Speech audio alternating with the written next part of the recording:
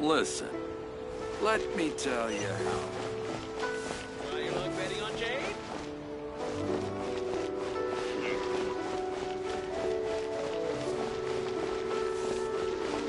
What are you staring at?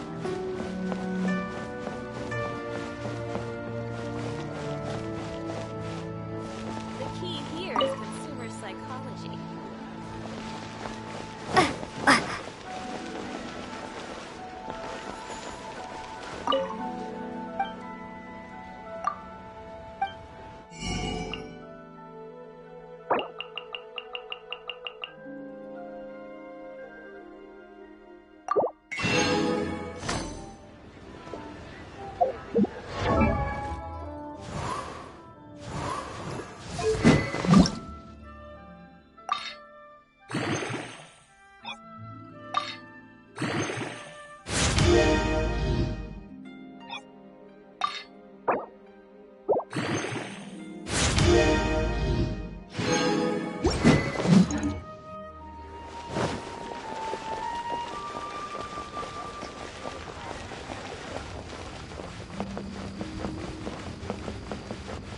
Nightlife here Why you look betting on Jade?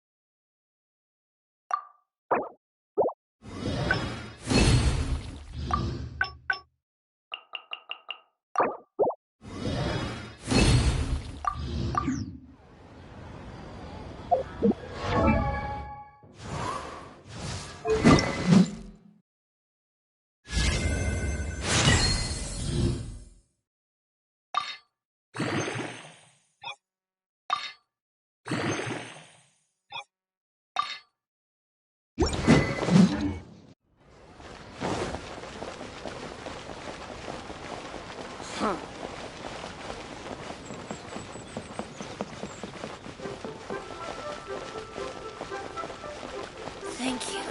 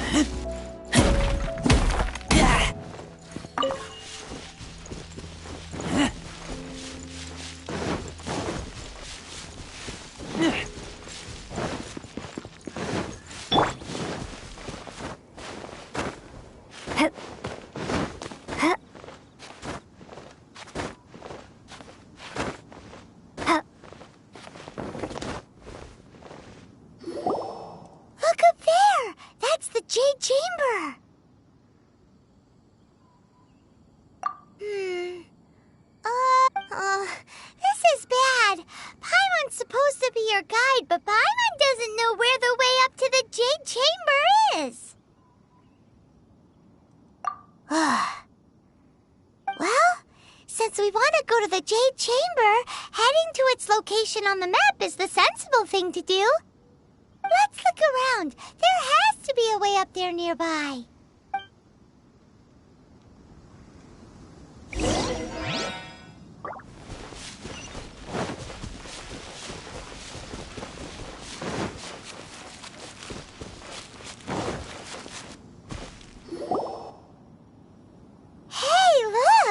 There's some sort of mechanism thingy.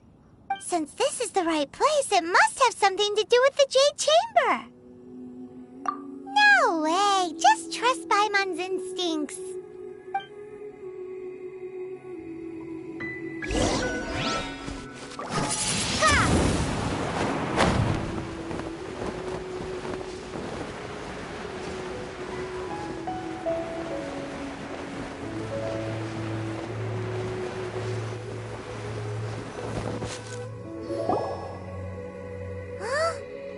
Takes us up to here. Aw, if that wind current was stronger, we'd be able to reach the top in one go. Huh? Why? Or... Oh, Paimon gets it! If it was a secret, Ganyu wouldn't have let us try to find it ourselves, right? Alright, let's follow your plan. Then we can... Oh, hang on a moment. Look down there. Looks like we've gotten close to the Guizhong Ballista. Paimon has a new idea. Why don't we shoot you up to the Jade Chamber using the ballista? Oh, right. This method does seem a bit unsafe.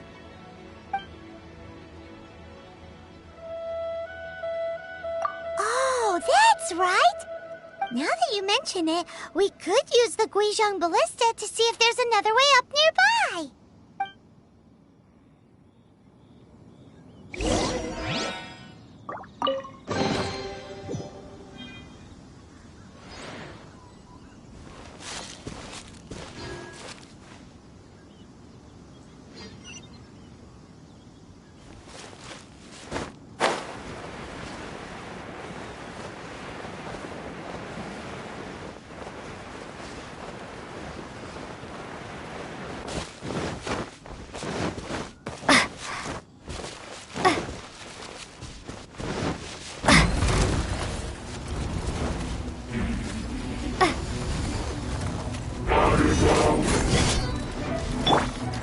Brace yourself. Yeah. Yeah. Yeah. A little.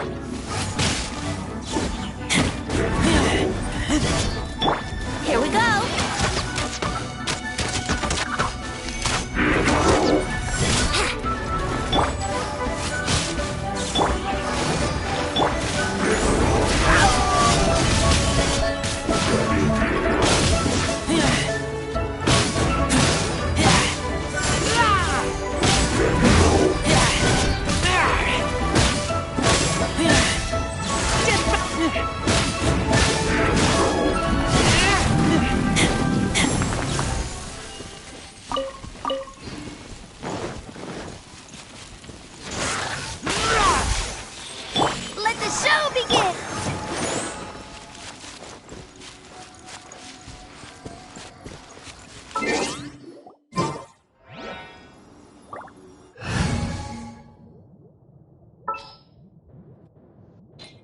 Understood.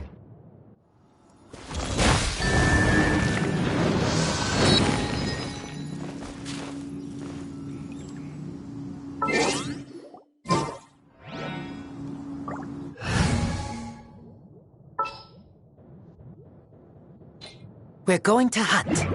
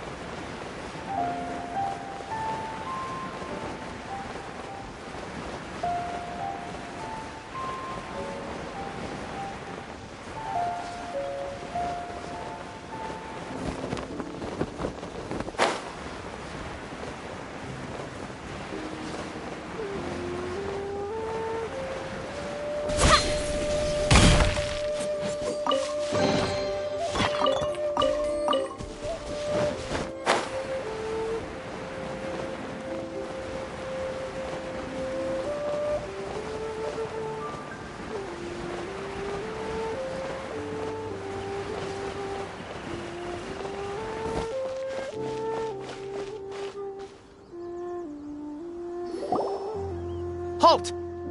Who trespasses on these hallowed grounds?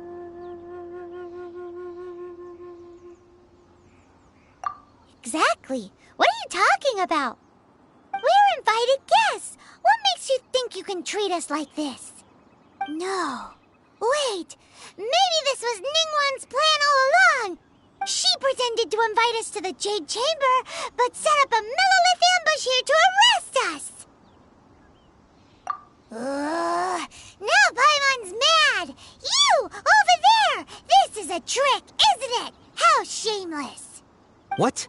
We're just on guard duty. What do you mean, shameless? What nonsense! Seize these suspicious intruders at once! Well, here they come. Line them up and knock them down.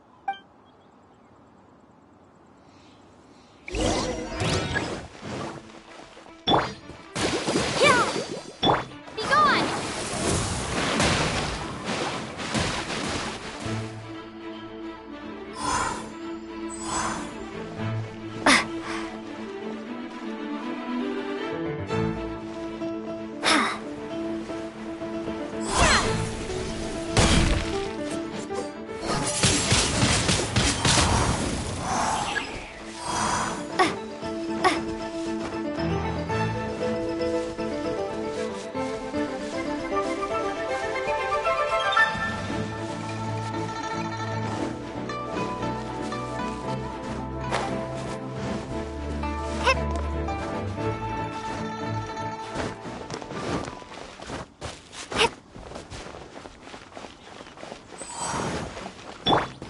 Who goes there? Attack!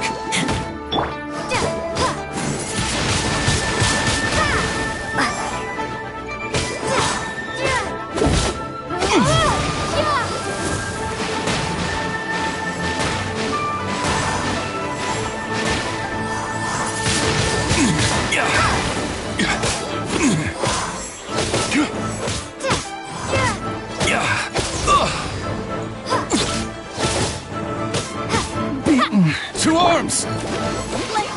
Take the target alive! Windblade.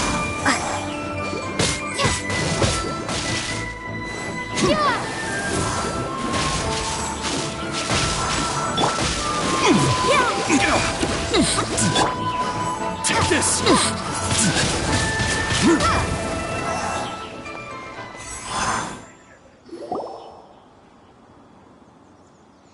Stop! What's all this about? Lady Kuching, these two strange people suddenly appeared. They seem to have designs on the Guizhong ballista. Who are you calling strange? You want to go to the Jade Chamber? Who are you? We're invited guests here to look for the Liu Qixing. Who are you? Well, as it happens, I am one of the Liu Qixing. Who? I'm Kuching, the Yuheng of the Qixing. I know of you, traveler. You're Ningguang's guests, yes? Didn't expect to meet you here in the mountains. Wow. Paimon didn't think we'd meet some super rich big shot out here in the middle of nowhere either. The Guizhong ballista in Tianheng Pass has long been in disrepair, and yet it was fixed in a single night. I came here to investigate that occurrence. These Millilith are just here to guard the scene, not to arrest anyone. So this was all a misunderstanding? Paimon never would have thought. Anyway, for a mortal to be able to repair an Adepti mechanism is quite the mystery, even to the Qixing. That was... Huh? Oh, right. So, Lady Yuheng, might you have any idea why Lady Tianquan invited us to go to the Jade Chamber? Just call me Kuching. I'd say that Ningguang's purpose is to request that the savior of Mondstadt take a more neutral stance, or at least to not wholly side with the Adepti. We're not taking sides. We spoke with the Adepti. They want to protect Liu as well. When you say protect, You're referring to their sanctimonious arrogance, aren't you? Huh? You are mortals and thus under their protection. There was no way they would have regarded you as someone with the ability to assassinate a god. Naturally, they would also regard Ningguang's locking down the area, questioning the citizenry, and pursuit of the assassin to be pointless work. Perhaps they even wonder if there might be a cover-up. I'll say it like it is. They're underestimating us. Well, you've got a point there. Still, this is the first time Paimon's seen a person from Liyue who doesn't respect the gods or the Adepti. Should I respect the shallow sense of time and condescension to mortals that has caused them to delay in moving against us, Qixing? Forget it. I shouldn't speak of them this way.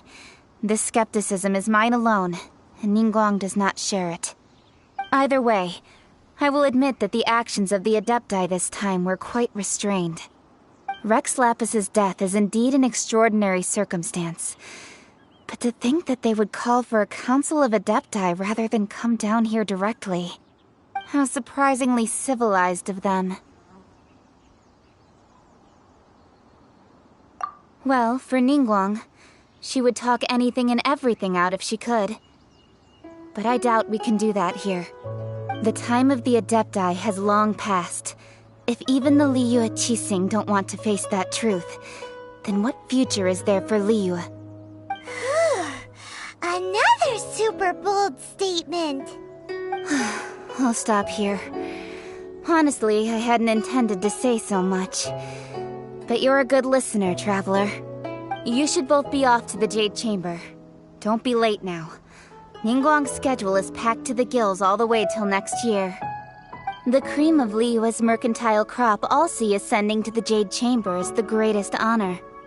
Each brings rich gifts as they visit, all to curry a little favor with Ningguang. Favor?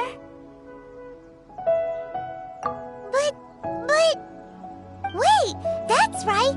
Greeting gifts are a staple of Liyue's culture. We need to get one. Not to curry favor or anything, just to respect Liyue's culture. Alright. You can decide on your greeting gift yourselves. Let me tell you how to get to the Jade Chamber first.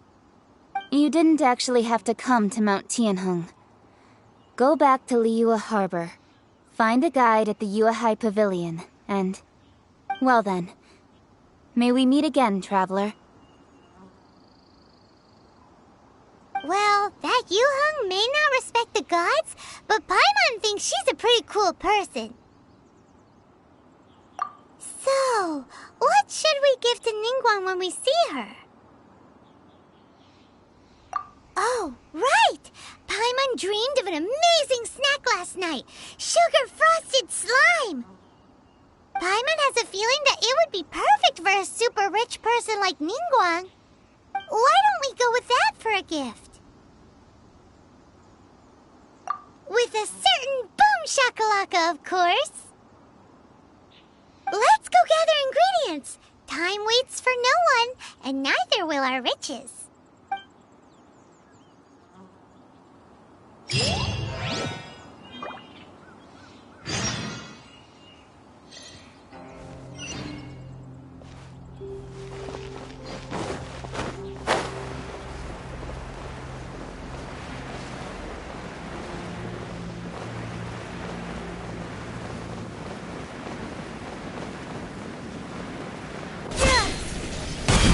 I'll protect us!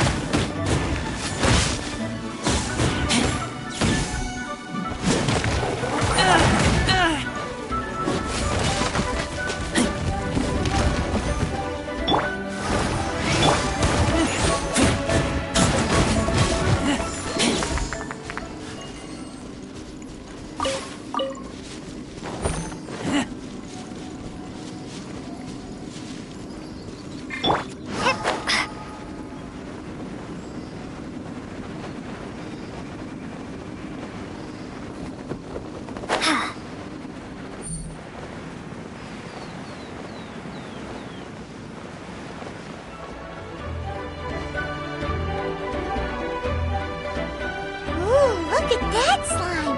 It looks crystal clear! And very delicious! That's the one!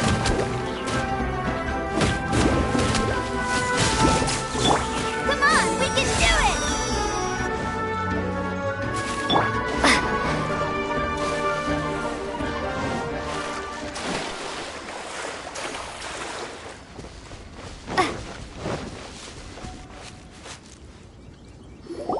Huh? Is it just Paimon? Or is there a sweet fragrance in the air? Huh? Did you hear that? No! That was definitely someone in trouble. It came from those ruins over there. Uh-oh. It looks like the treasure hoarders have locked someone inside.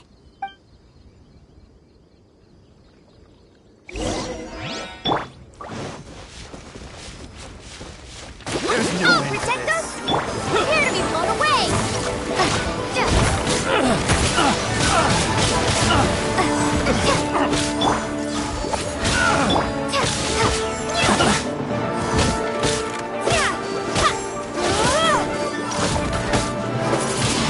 You're open.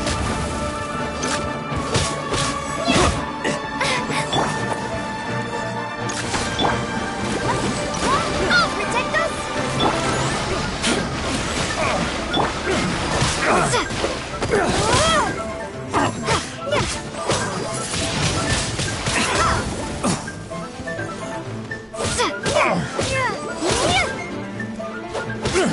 That was...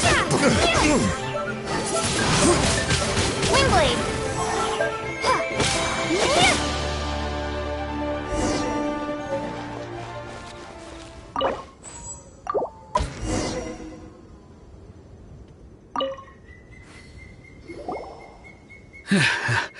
Thank you for your help, kind travelers. If you hadn't come to my aid, I surely would have rotted in this cell. Those treasure hoarders. When their mood was good, they'd rearrange those pots of sweet flowers. When they were in a bad mood, they'd rearrange my face.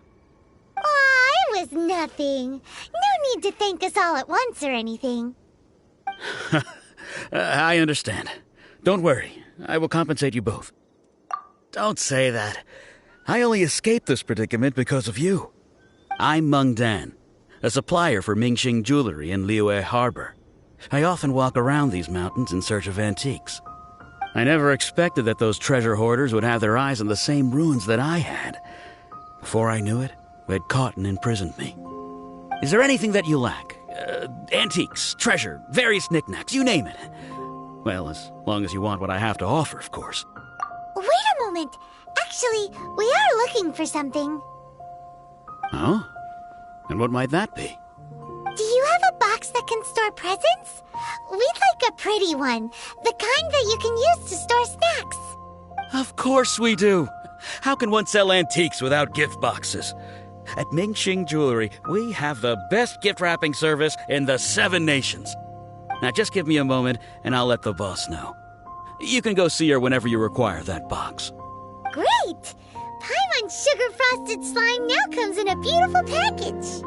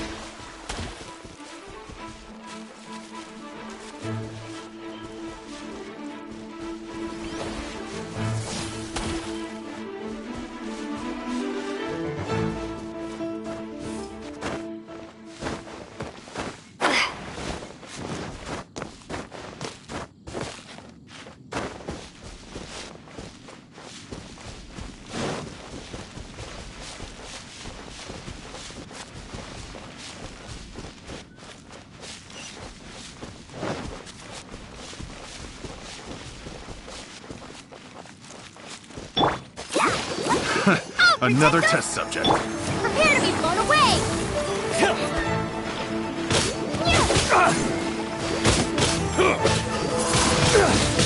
Windblade!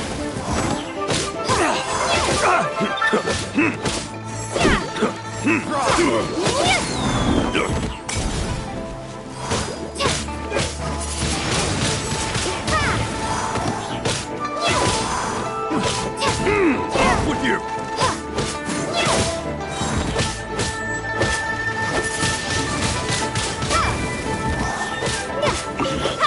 I wasn't done.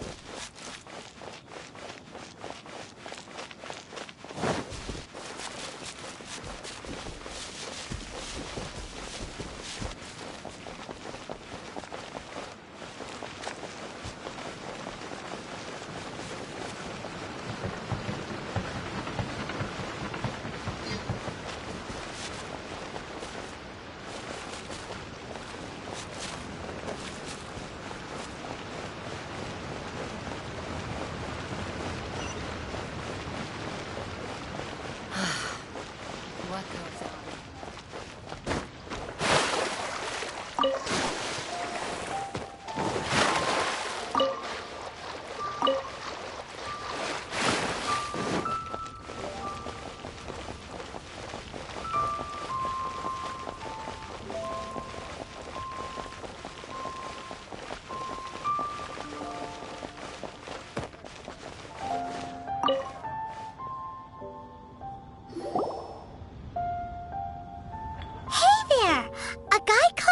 Dan told us that we could get a nice and shiny box from your store. Uncle Mung already told me about it. Thank you both for saving him. Many of the best goods in our store were found by Uncle Mung. If anything were to happen to him, it would be impossible for us to continue doing business. Here, this container is itself an antique, with at least 140 years of history. It's already been cleaned. Will it do? Yep. It's great! Hang on a moment. Could we borrow one other thing? Sure. Please help yourselves. As long as it's on our shelves. Traveler, this clay pot looks really awesome. If we use an antique as our mixing bowl, we should be able to make a great snack. It's done! The one and only sugar-frosted slime! Carefully now. Into the box it goes and dust it over with a bit more powdered sugar. Oh, yes. You might want to use these 2 freshly picked flowers as decorations, too. Woohoo! It looks beautiful! Great! Now that we've put all that we've got into this box, let's go to the Jade Chamber to see Ningguang.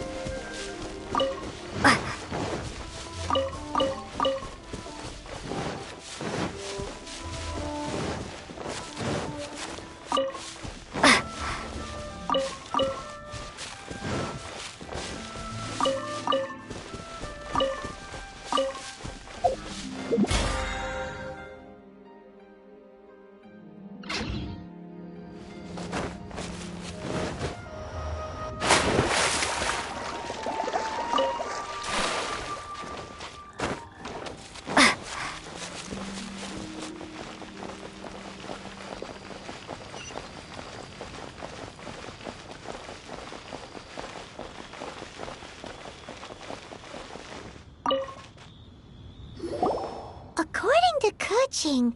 This is what we should say. Excuse me, do you sell the moon here?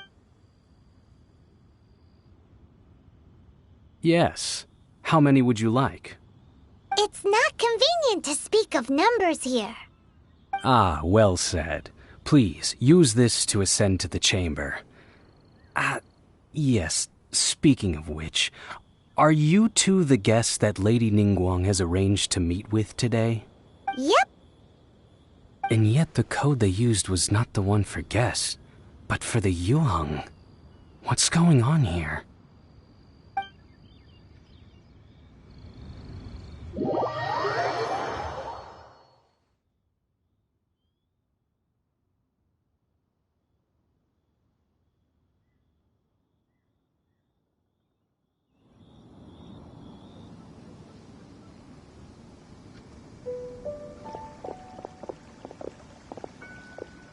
I've been waiting for you, returnee from Joyun Karst. It's Ningguang! Since this is our first meeting, we've prepared a gift. I hope you like it. Oh, for me. You have my thanks. It seems that I have made things difficult for you, considering that you were supposed to be my guests. Oh no, it's nothing. This palace floats in the skies, higher than the peak of any mountain. From this vantage point, one may survey all of Liyue.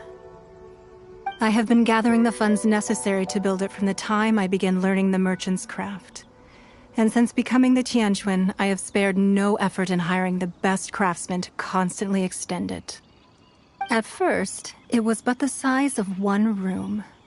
Now, it is large enough to blot out the moon in the skies above Liyue. One day, I believe it will overshadow all 7 nations.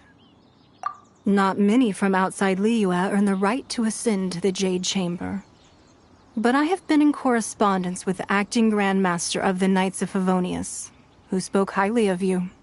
As such, I have been putting eyes and ears out ever since you reached Liyue. What? And I finally got wind of your movements when you were on the way to Wangshu Inn. Wait, was Vergoldet one of your people? Just Vergoldet? No. Everyone at Wangshu Inn is one of ours.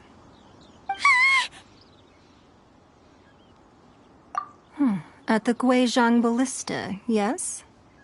You weren't peeking on us from the skies the whole time, were you? I fear that peeking would have been a little difficult from this altitude. Our eyes and ears are more than sufficient. You two are very interesting people, after all. It would be natural to take an interest. Well, I wouldn't expect you to trust us, considering that you have had far more interactions with the Adepti. The reason I invited you here was to clear up some misunderstandings.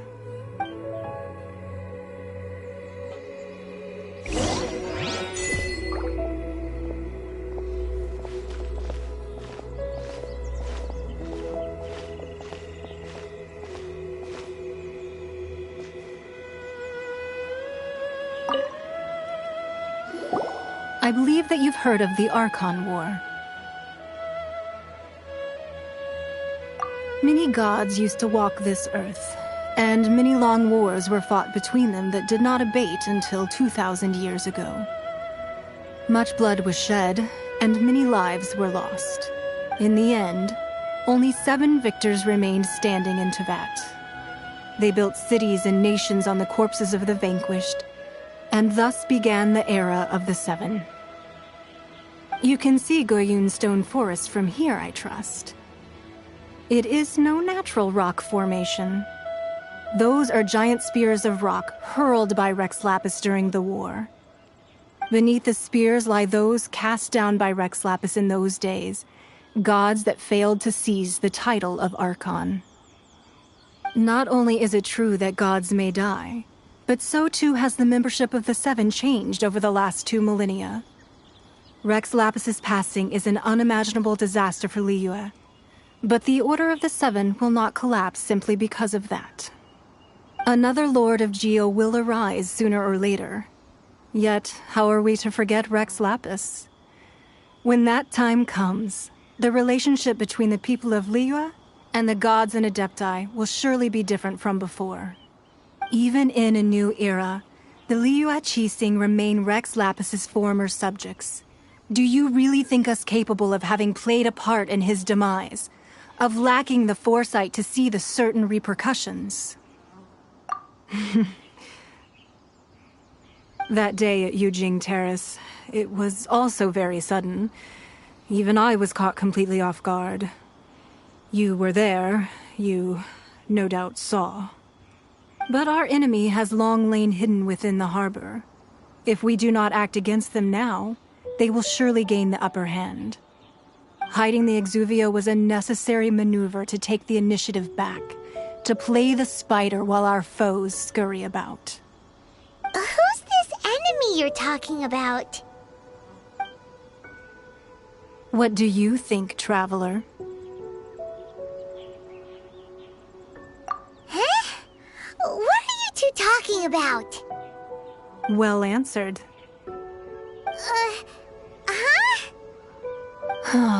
The scenery out here is fine indeed, but the wind is a little strong.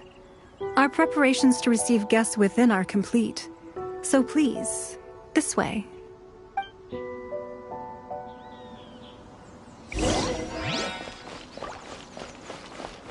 I need a more physically demanding job.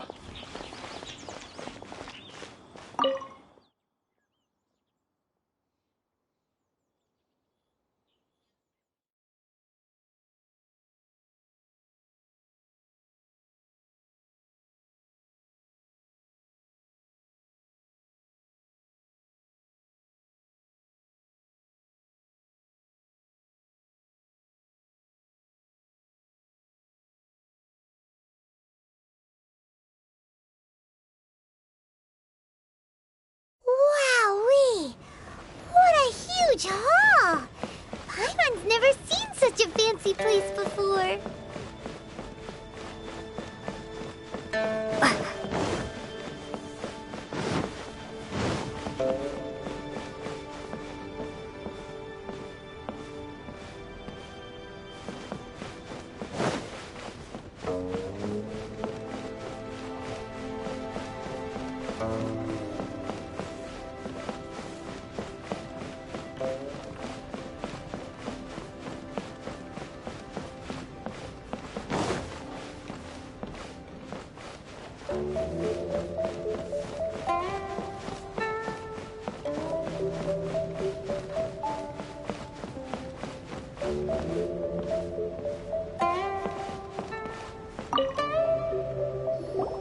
Be at ease, you two. Make yourselves at home if you wish. Can we really? I have invited you two here as friends. And when friends come over to play, our enjoyment comes first. Naturally. Ooh, isn't this that legendary wall? Why, you've kept your ear to the ground, I see. That's because even the storytellers are talking about it. Everyone's after a piece of paper from that wall. It's super famous. That's because that wall records Leo's secrets. Merchants have always been attracted to secrets. But the secrets of the mercantile world are of no interest to you, are they, traveler? You're rather special, really, and I think you're quite aware of that. If possible, I'd like to have your trust. But if you were to choose the more trustworthy person between myself and Keqing...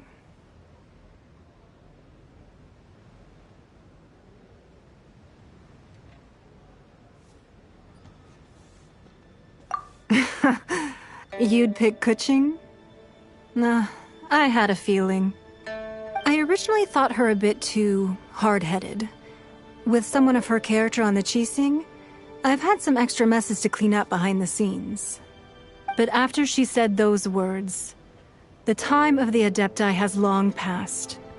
If even the Liyue Qixing don't want to face that truth, then what future is there for Liyue? Well, I must say that quite a few of my doubts have been dispelled. I won't deny that Rex Lapis's passing seems advantageous to us. But, for Liyue's sake, we cannot allow ourselves to be shackled by rumors of our usurpation of power. Indeed. It seems that you understood what I meant to say from the very beginning. I called for the gag order and for the exuvia to be hidden to temporarily stabilize the situation, and also to prevent something similar to the incident in Mondstadt. With Rex Lapis's death, the Fatui have busied themselves with many clandestine actions beyond their diplomatic remit. As the Tianquan, one responsible for Liyue, I cannot be too concerned with appearances when opposing them. Allowing the rite of parting to take place was also meant to buy some time for us to take control of Liyue's administration. It's exactly as Zhongli said. The Qixing only provided the venue for the rite so they could use us for their own ends. Wait, that's right. Speaking of ends, could I say one other thing? Of course. Paimon's heard that anyone who sends a greeting gift gets a little something in return. So, does that include us? It's all right. I like direct people. Well, we have made quite a bit of trouble for you recently. How about this? You can pick any one object here as you please, and you may take it with you. Yay! Paimon was just waiting for you to say that! Let's see, what should we get? One of the sheets on that wall! Don't look at Paimon like that!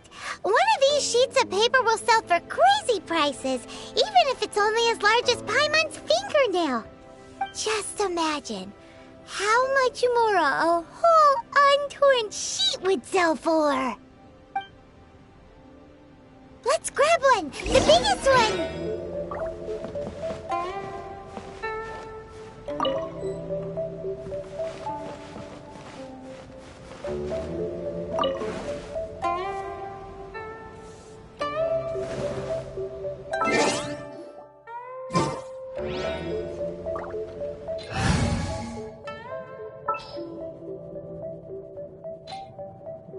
Understood.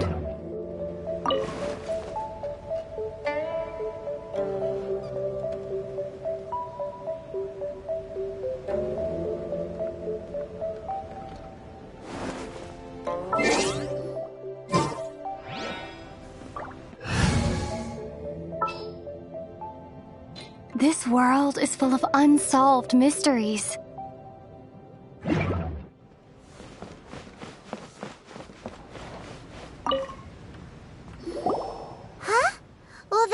Easy search. The biggest sheet is right up there in the most obvious spot. Let's go with that one. La la la la la. Let's see what's written on it. Huh? There's a place marked with a circle on here. Oh, could it be treasure? Whatever it is, it better make us filthy rich. Let's see what's written over here. Sigil of permission, something, something, Fatui, research, copy. Huh? Aw, that doesn't sound like treasure at all. This piece of paper shows that a Qixing spy discovered traces of classified Fatui research on the Sigil of Permission. Oh, Ningguang did say that the Fatui have been up to all kinds of mischief in the shadows of Liyue, spreading rumors, wanting to get their hands on the Archon's body and whatnot. But research on the Sigil of Permission? Paimon wonders what they're up to. Speaking of which, there's also some connection between you and the Sigil of Permission. Seems there's still more for us to find out. Oh, you really think so? Well, should we not go then? Oh, so you're saying that it's precisely because we can't completely trust Ningguang that we should confirm the truth of what she says for ourselves. That's way out of Paimon's league. Paimon thinks she's been nothing but good to us. Anyway, we'll see if you're onto something. Before we look for Zhongli at Dihua Marsh, let's go to the place marked out on these papers and see if the Fatui really are up to no good there.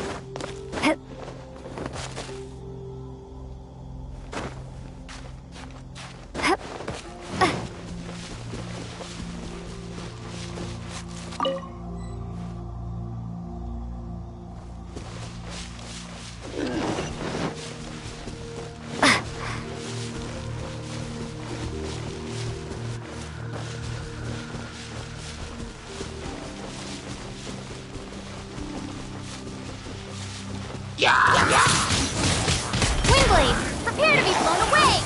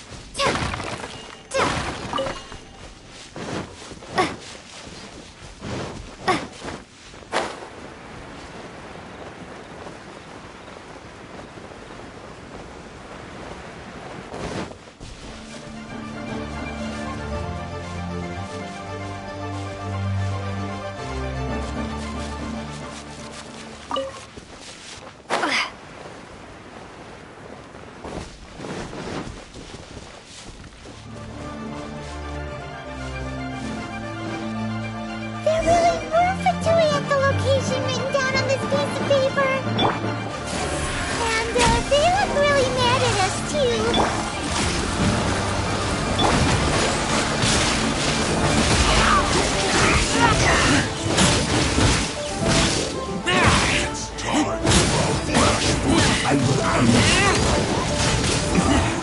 This isn't good.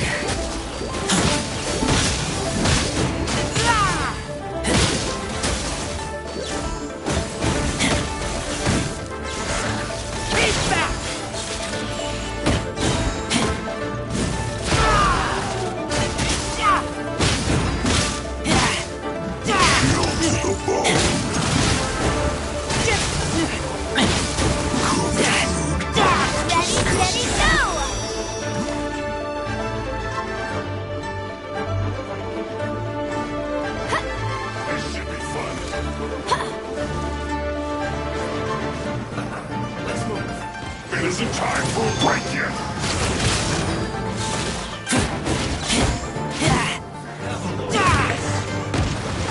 Not breaking a sweat!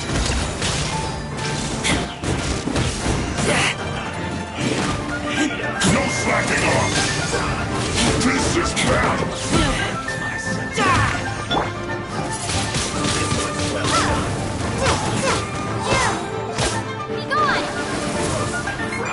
Put your back into it! My work finished. Oh, protect us!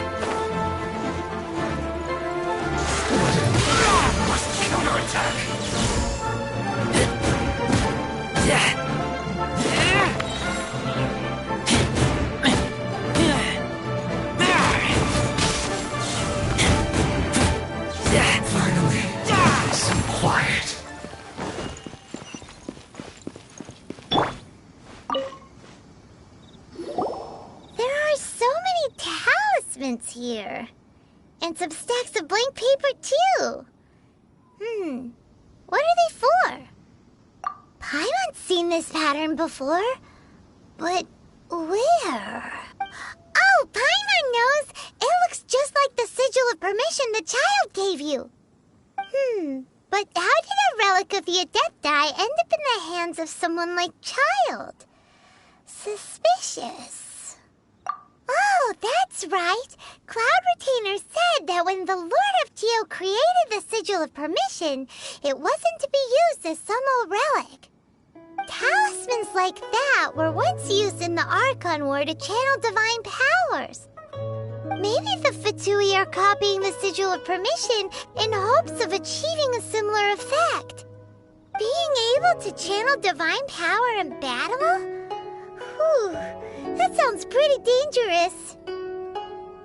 And the plot thickens.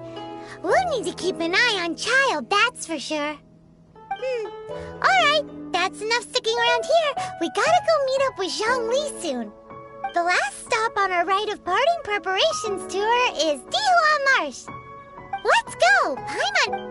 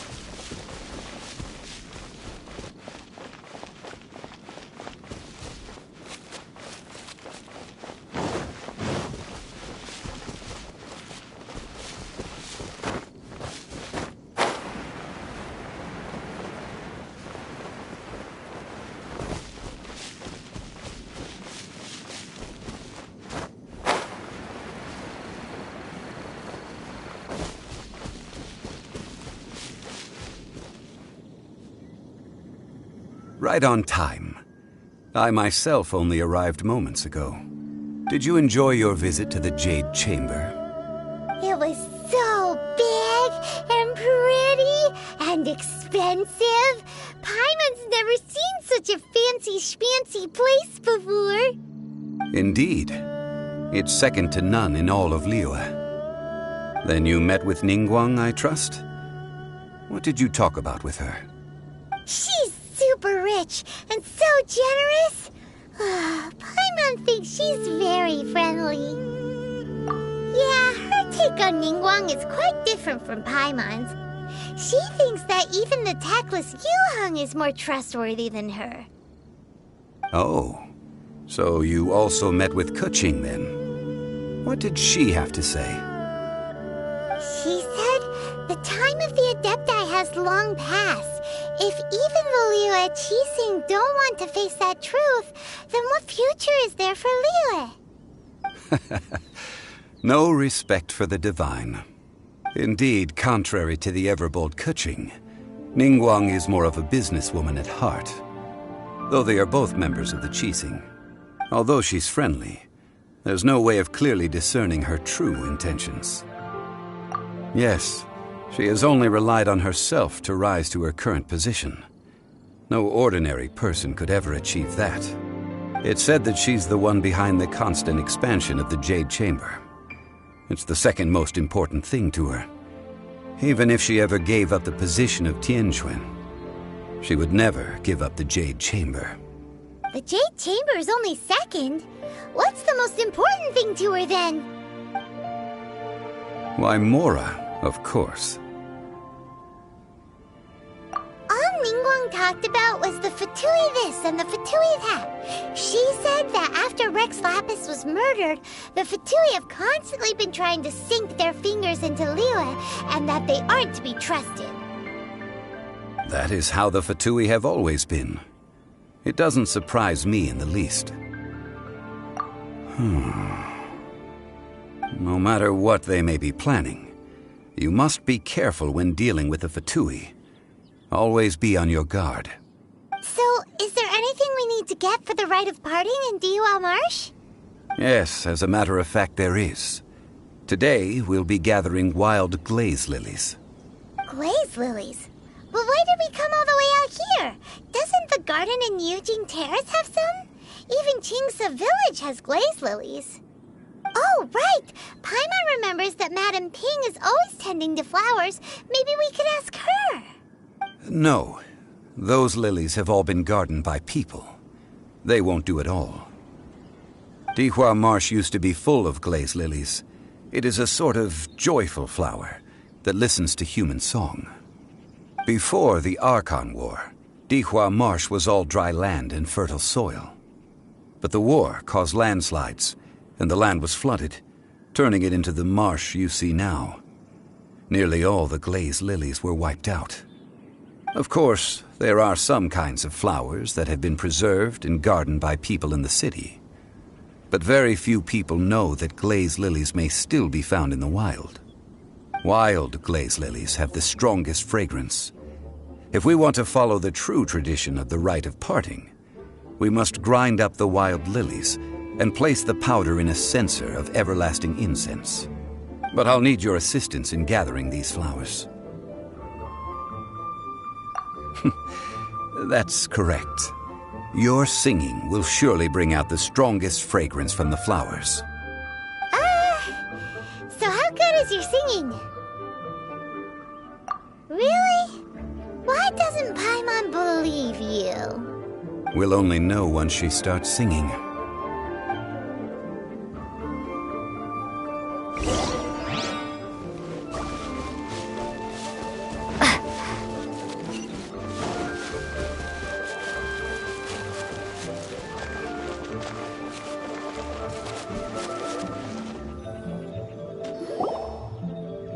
It's time to sing, whenever you're ready. Da da da da da da da da da da da. What happened? The flowers are jumping. They look really angry. Is it because you sang a song for Mondstadt that they don't understand?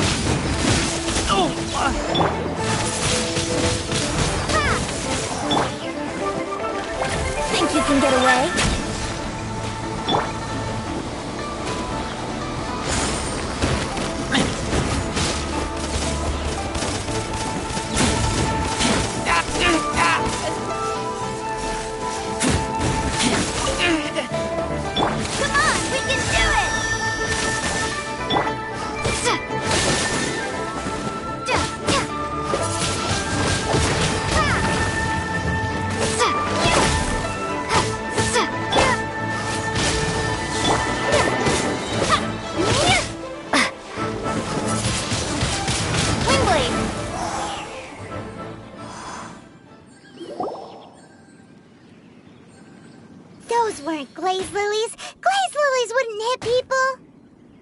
This little monster is known as a whopper flower. Strange. These petals look interesting.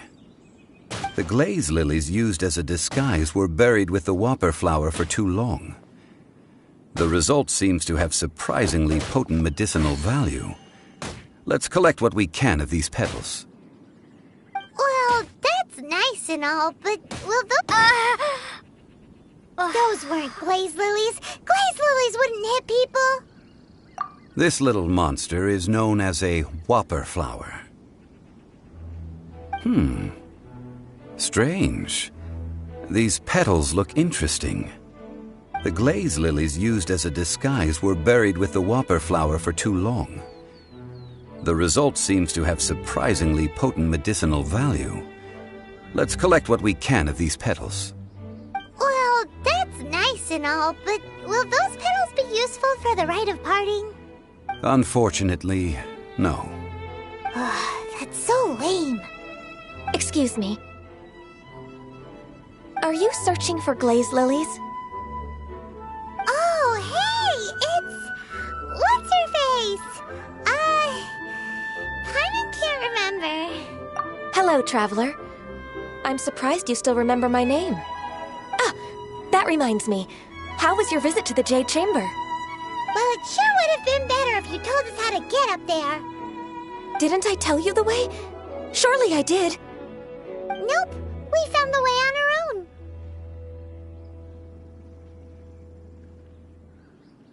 Oh, I see. Uh-oh. I guess I really did forget to tell them. Something seems a little off about Ganyu.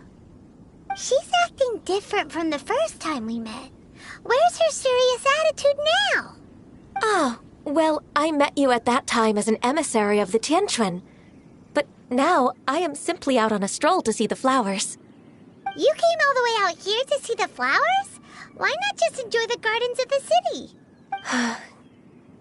Yujing Terrace is where Rex Lapis parted from this world. If I strolled through those lonely gardens now, I wouldn't be able to bear it.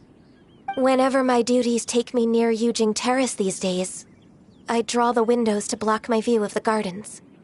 Oh, sorry, we shouldn't have brought it up. No, it's quite all right. I just haven't processed my emotions yet. When the Archon War came to its end 2,000 years ago, the first iteration of the Seven would gather in Liyue and drink with Rex Lapis. But 5 of those original 7 had already passed before Rex Lapis. It's truly a changing of the guard. Yes, now that the spirit of Rex Lapis has returned to the heavens, only Barbados of Mondstadt remains of the first 7. The other 5, including Inazuma's Raiden Shogun, are no longer the same friends from 2,000 years ago. Of the current 7 Archons, the youngest is Sumeru's god of Dendro. He is merely 500 years old, whereas Rex Lapis was more than 6,000 years old at the time of his passing. This means that Liyue had been under Rex Lapis's rule from the moment it was first founded 3,700 years ago. The city has never had to bid farewell to its deity. So what do you think of this farewell? Huh? This is a little sudden. As a mortal, I've never dared to imagine a Liyue without Rex Lapis. But as an Adeptus, I think I will eventually come to grips with reality. Since Rex Lapis has passed, the time of Liyue's contract with the gods and Adepti has now reached its end. Huh? Did you just say, as an Adeptus? Yes, I am a mix of human and Qilin. Adeptus blood flows through my veins. I fought for Rex Lapis and the city of Liyue during the Archon War. After the war ended, I signed a contract with Rex Lapis and took the position as secretary for the Qixing. I've continued those duties to this very day. Well, let's save that conversation for another day. You say that you are here looking for glaze lilies? I also know where wild glaze lilies can be found. See, I've just picked one myself. Here, you may have it if you wish. We dare not refuse it. Oh, so did you sing a song before you picked the lily? Indeed, I did. I know this tradition well. In fact, I sang a local Liyue ballad to it. Wow, so you really know your stuff, too. Thanks, Gunyu. No, it is you who I should be thanking. If not for this chance meeting, I never thought that I would be able to contribute to the upcoming farewell for our ancient lord. If you would excuse me, I should return to my work now. Good luck. And that just about does it. Our preparations for the rite of parting are mostly finished. Given the ease of picking glaze lilies, I think this was a fitting end to our tasks, in more ways than one. Yeah, Paimon can already imagine him starting a business in Liyue. I've had enough ventures in my life already. Beginning a new undertaking is always difficult at first, and requires no small amount of effort. And once business is at full steam, the stress of it all only wears away at you over time. So you must be careful to take the time to step back and re-examine yourself. If left unchecked, the wear and tear on your heart may go well past mending. Wow. See? Zhongli sounds like he's already seen it all. Alright, I think it's about time we head back to Liyue Harbor now.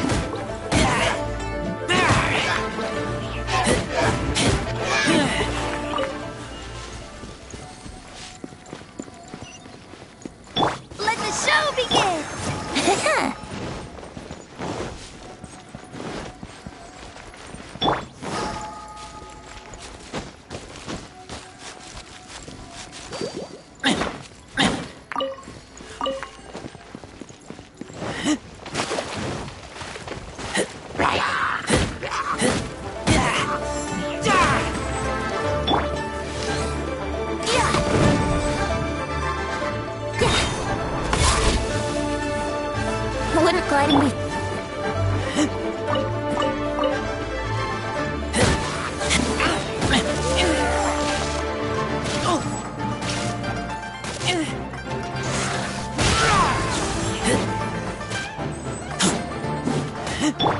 Ready, steady, go!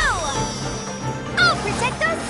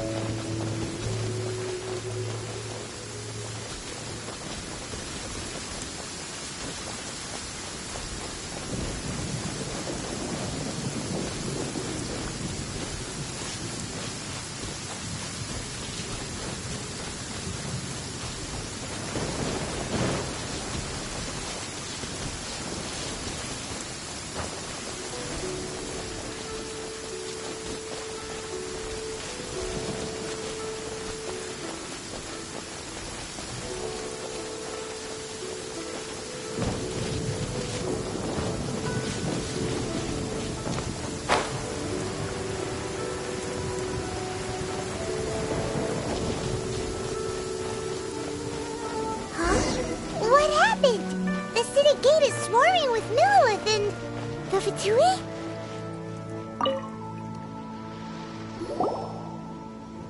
Ah, you're the consultant to Wangsheng Funeral Parlor. Mr. Zhongli, I presume. The Millilith are watching our every move now. These are desperate times. We mustn't act rashly.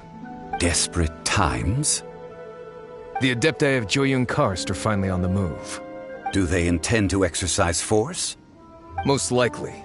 I've heard that some members of the Qixing have already gone to meet them. Well, I say meet, but it's more like they're attempting to stall the Adepti outside the city. However, both sides were quite obstinate and hit an impasse. It seems inevitable, given the current situation. The Adepti do not acknowledge the Qixing. They only acknowledge the contracts of the Geo Archon. If the two sides come to blows, Liyue Harbor will be in no position to stop them. Surely the Liyue Qixing are not the sort to give in so easily. Their boneheadedness is known throughout the lands. Yet it's because of that obstinacy that mortals and Adepti are now on the verge of conflict. And what now? How is it that the Fatui have come under fire? That's all Ningguang's doing. She proclaimed that in these tumultuous times, the Millilith must rein in the actions of the Fatui. Only now do they want to start keeping tabs on us? That's the Qixing for you. Anyway, Mr. Zhongli, you're one of Child's close associates. Please understand that your actions will reflect on us. Don't let anyone catch you off guard. It looks like things are about to boil over in Liyue Harbor. Do you intend to use your neutral identity as an intermediary between both sides? Or will you use your sword to turn the balance? Neither path is an easy one. Oh, by the way, Mr. Zhongli, we've heard that the Wangsheng Funeral Parlor has also been caught up in all of this. They're currently squaring off with the authorities at the gates. Things are taking a turn for the worse. I'm afraid I must leave now to handle things back at Wangsheng Funeral Parlor. I hope that Master Hu has been able to keep things under control for the moment. Consider your next course of action carefully, Traveler. If you're trying to prevent an explosion, it may be wisest to look for the fuse first. Having connections with the Fatui seems to be quite the double-edged sword. So what does Zhongli mean by looking for the fuse? Oh, Paimon gets it. If there's anyone that wants to see the whole city turned upside down, it's definitely him. He must be waiting for the moment when no one is watching to do something really bad. But where could we find him now? Where would he go at a time like this?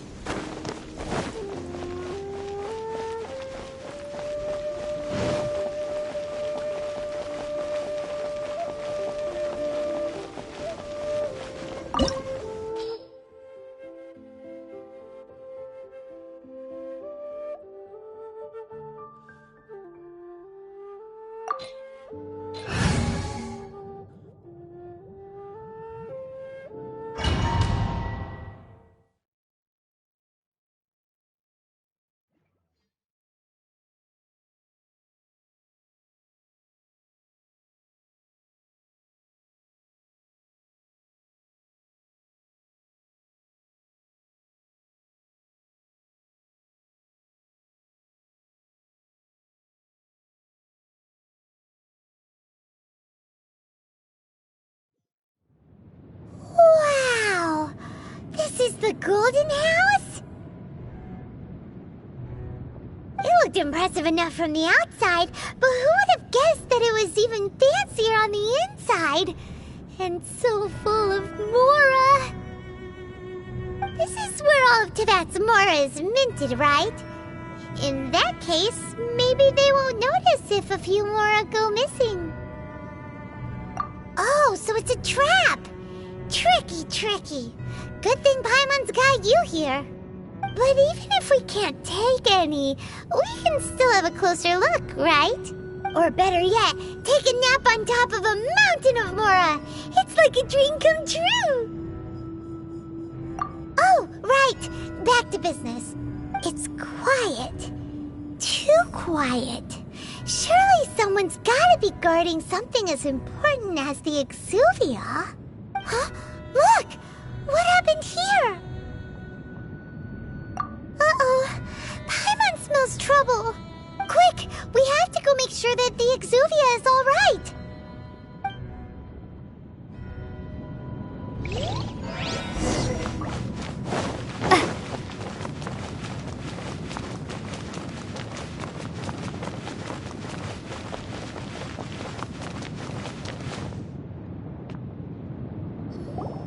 You've already fulfilled your task as guides, so why do you still linger here? Haven't you already seen enough trouble for today? Huh? Who's there? If you were Fatui, I imagine that you would be entitled to a generous reward from the Tsaritsa herself. But now, you're nothing but dross, and you're in my way. Although I'm deeply grateful to you that I was able to effortlessly find this secret location, don't you think that trying to stop me now would just be wasted effort? Stopping the Mora Mints, hiding away the Exuvia. The Chising are really pulling out all the stops this time. So you've been planning to take the Gnosis from inside the Exuvia all along? As one of the 11 Fatui Harbingers, it's my duty to see the will of the Tsaritsa fulfilled. She will get that which she desires. I'm not asking for your blessing, and there's nothing you can do to stop me anyway. The time for discussion and diplomacy has already passed. I mean, if it were up to me, I would have skipped that stage to begin with. But I'm willing to do as the Tsaritsa deems fit. Either way, we now come to my favorite part. A simple pleasure, and one that I am oh so delighted to be sharing with you. The battle. Battle? So you're the type that goes looking for trouble, huh? You could say that. When Signora offended the deities outside the cathedral in Mondstadt, she swiftly left the scene once her mission was accomplished. Instead of confronting you directly, she chose to rely on the snow and ice to make her escape. She wouldn't want the knights to come running towards the sound of battle now, would she? When she faces a worthy opponent, she will prioritize her mission, weigh the outcomes, and consider the consequences of her actions. But as for me, the greatest pleasure of being a Harbinger lies in crossing blades with strong opponents. We won't let what happened in Mondstadt ever happen again! Oh, so you intend to fight me? Good. I won't kill you, Traveler. I'll just play along, to feel the thrill of battle. Besides, you could never defeat me, not even in your wildest dreams. But hey, try to relish the fight anyway, because if you ask me, without that, what else is there?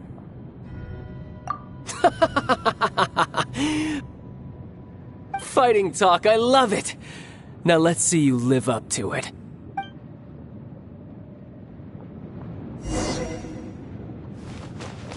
This chance is hard to come by, so show me all you've got. So very few ever get the chance to square off with the Fatui Harbinger. So come now, amuse me, and don't you dare disappoint. Passable left. Fourth time.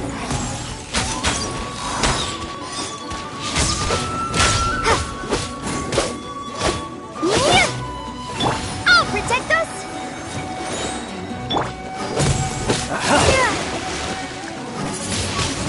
A fine opportunity.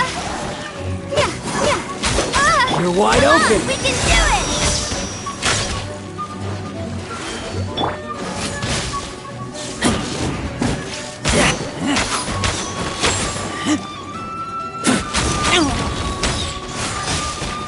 I'll protect.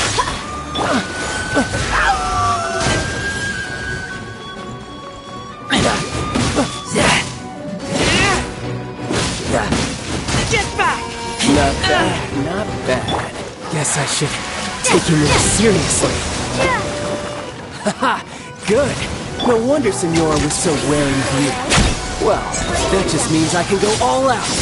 Brace yourself. This is about to get tough. Now, show me what you can do against the might of a Harbinger.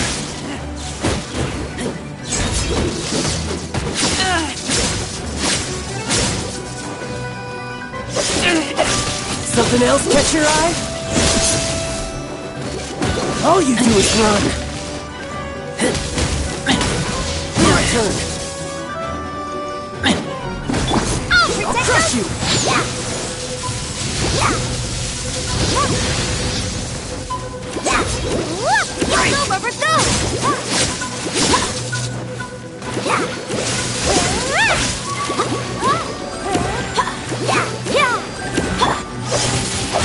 Raging tide!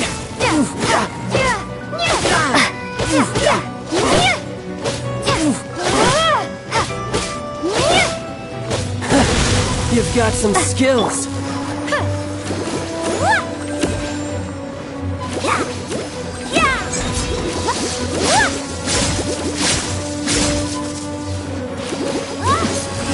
This!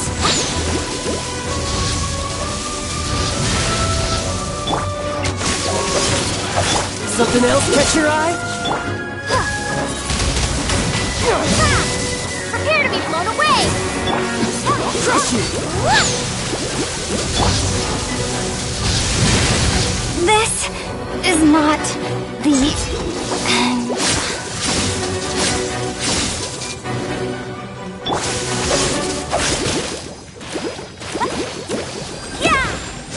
Got you.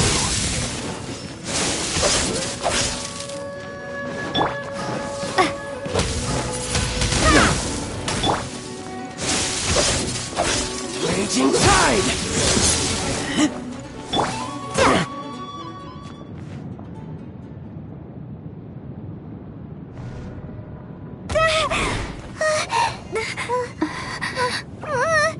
Not bad. Your swordsmanship is quite impressive. But that's about as far as you'll get.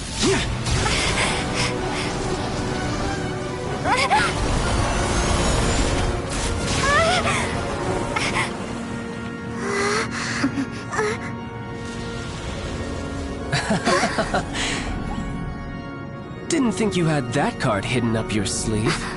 You were just playing us to get close to the Exuvia! Oh, quiet down. Stop acting like some wide-eyed recruit. You've seen this world. You of all people should know. This should have been expected! Well then, I'll be taking more Axis Gnosis now! I see. Well, this is most unexpected. You beat me to it, didn't you?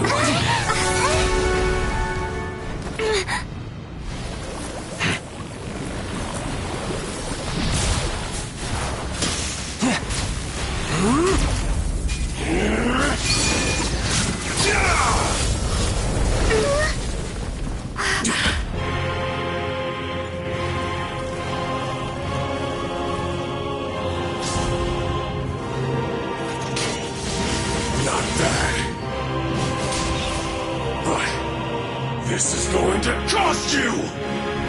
Yeah!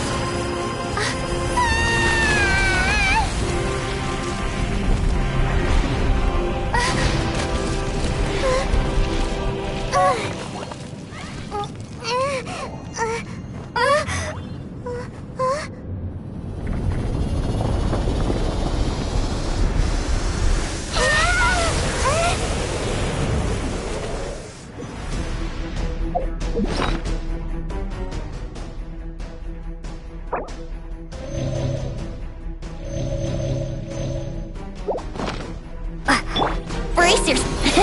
You got to the Gnosis ahead of me, didn't you? Did you simply move faster? Or did you leak the information regarding the Golden House to me on purpose? No matter. Hand the Gnosis over, now! Don't let me take it from you! We didn't take it! Let's dance! Yeah!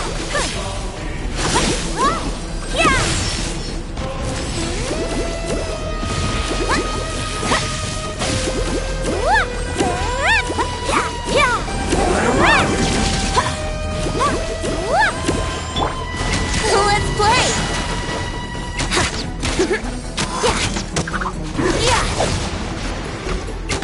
Let's play! Time for takeoff!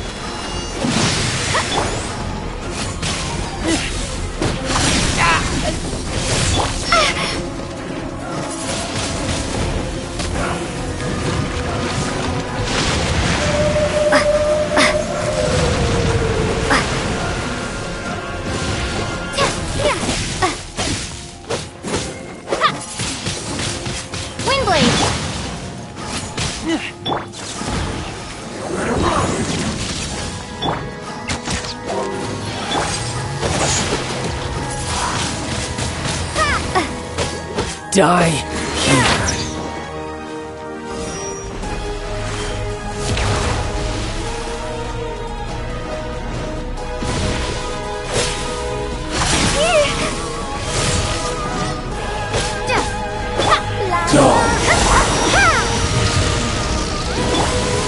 Wouldn't gliding be faster?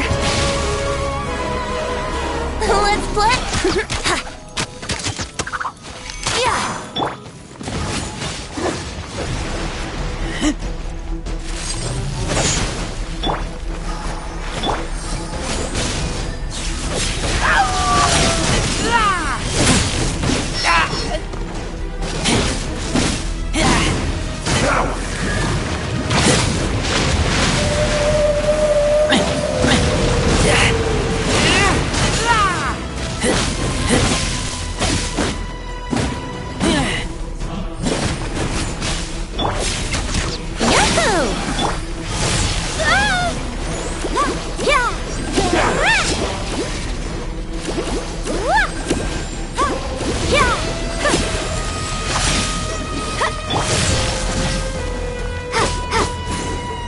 Die here.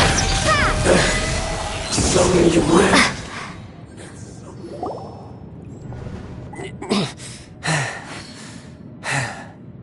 Look! Child's back to normal again! Well then, time to cool off.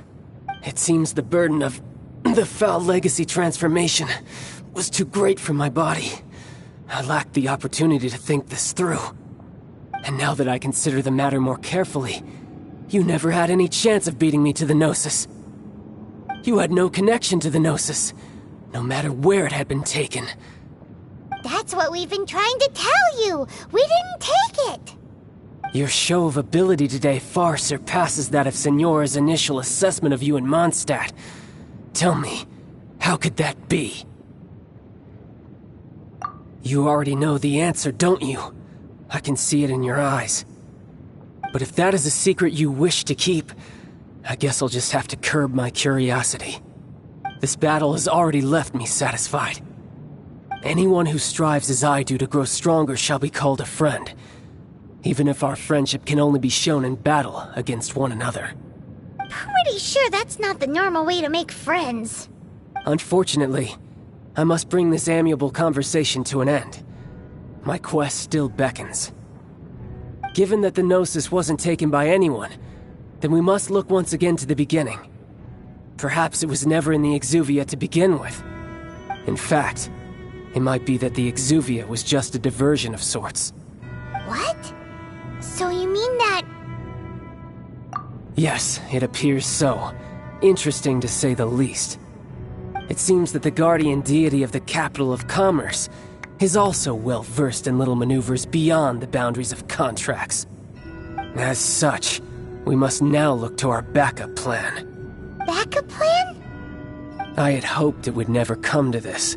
I absolutely detest working with those who are weaker than I. The truth is, the world belongs to those of us who desire to become strong. I seldom willingly mingle with any dull and boring weaklings who think otherwise. Unfortunately, we cannot be picky about our methods as Fatui harbingers. Children must all learn to eat their vegetables sometime. So what are you planning to do? I will awaken the god that lies dormant beneath Guyon's stone forest. A god? Osial, overlord of the Vortex, who was defeated by Morax, the Geo Archon in the Archon War, and who has remained pinned beneath the waves by the Geo Archon's stone spears ever since. If such an ancient god were to be unleashed upon Liyue Harbor, defenseless without the protection of its deity, do you think the cunning Rex Lapis would just stand aloof and watch the ensuing destruction? But the Archon War ended 2,000 years ago. How can an ancient god appear in a world now overseen by the Seven? Simple. I've already prepared the means to awaken it. Hey, those are sigils of permission! Oh, Paimon remembers now. The Fatui have been researching them. Indeed. The one that was given to you was just a byproduct of our research. With the power of so many sigils of permission concentrated in one place, along with that which was bestowed upon me as a harbinger by our Tsaritsa, breaking the subduing might of the Geo Archon spears for a time should be no obstacle. Using the powers of ancient gods in such a situation fails to interest me, and is largely against my principles. But knowing that such an action will not only force the Geo Archon to show its hand, but you as well, that makes matters a little more intriguing.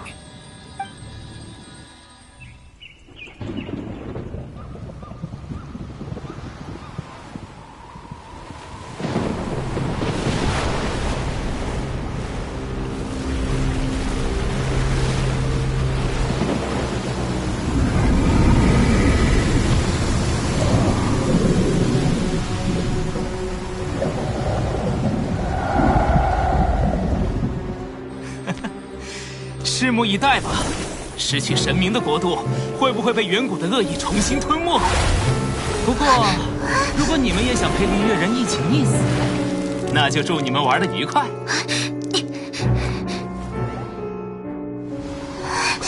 追丢了，那家伙跑得好快。哎，那是什么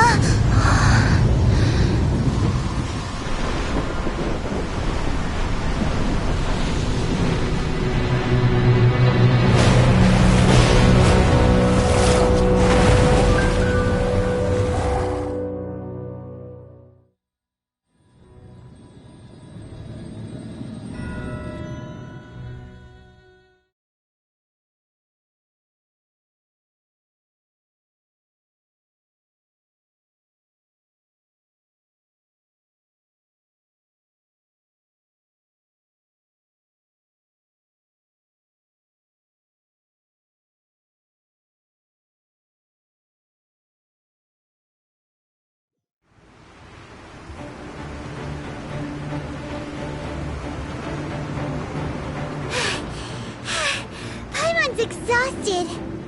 If we hadn't happened to see the Jade Chamber flying over just as we came out of the Golden House, we really wouldn't have known which way to go. Do we make it in time? Is the Overlord of the Vortex still in the sea? It hasn't destroyed Liyue yet, has it? What are you doing here? Huh? Hold on. It's the Adepti. What are you doing on the Jade Chamber? Paimon thought you were arguing with the Chising. Is the fighting over? Faced with a calamity of such magnitude, we have agreed to put our differences aside for now and unite against this common enemy. Oh, Paimon gets it. So how do you plan to defend Liyue? Just seeing this Overlord of the Vortex guy puts a pit in Paimon's tummy, even from all the way out here. It's not just you. We've got new Millilith recruits who can't even stand at attention without shaking. The force of an ancient god's presence seems to be too much for ordinary people to handle. Which is why we must stop that monster before it gets any closer to Liyue Harbor. So the Archon War was fought 2,000 years ago against enemies like that thing? Now that's scary. So will the power of the Chising, Millilith, and Adepti gathered here be enough to stop that god? We've already discussed this together, and our conclusion is... not necessarily. What? But all of you were supposed to be the guardians of Liyue. Can't you think of something? One certainly could. Huh? The Chising did once research the matter of the Guizhong Ballista when it piqued their fancy. And as fate would have it, one who did craft the Guizhong Ballista with one's own hands is here. For what could you mortals ever learn of Adepti mechanisms? Yet, it would take one, but a little tinkering to turn this ballista into an engine of war beyond your wildest thoughts. I suppose this is one blessing from the Adepti that we should be thankful for. So be it. We shall use the upgraded Guizhong Ballista to fight off that god. All the Adepti here can lend their strength to man it. We haven't a moment to spare. Our battle begins now. Yep.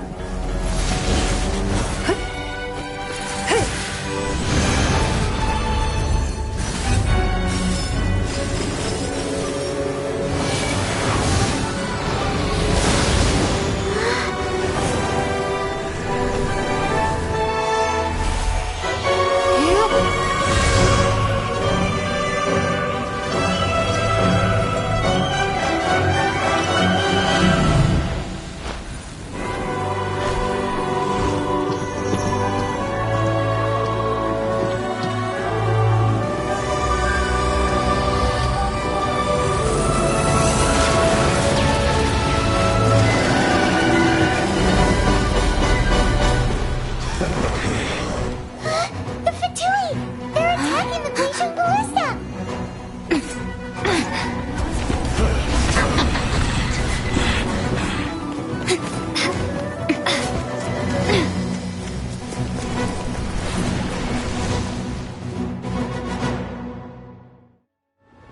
The three Adepti are manning the Guizhong Ballista. Do not let the Fatui disturb their work! All able Millilith, with me! Let's go help too! We Adepti have not faced a god in several millennia. Let one see what you are made of then. What strength remains within you, one wishes to witness.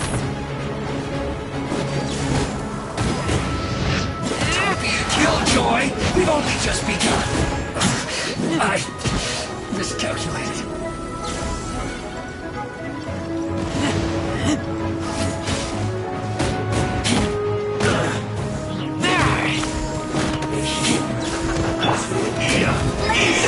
This was well done!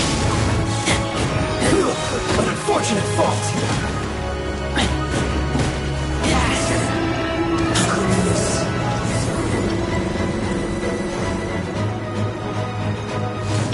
Think you can get away? Here we go!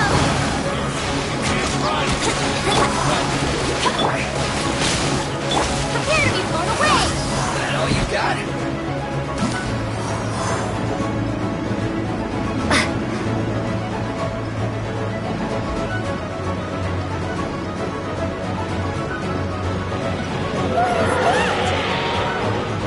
Sile's divine power. I am aware of a moment. Be careful not to get hit.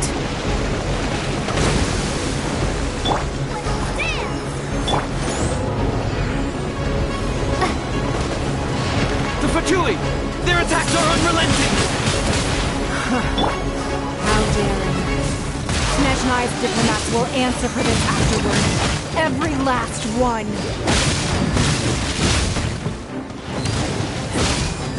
Time to fulfill my duty. No slacking off. My duty. Not waste time. Ready, steady, action, guys attacking again! There are so many between too!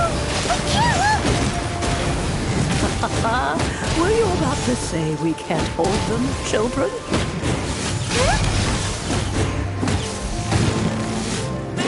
Don't lose heart. Here, take this. Listen, depthal energy! That light from your body, it's like the tiny giant karst! Wow, it's Madam Pink's shockwave! This green is really strong! Think we can get away? I miscalculated. Protect us!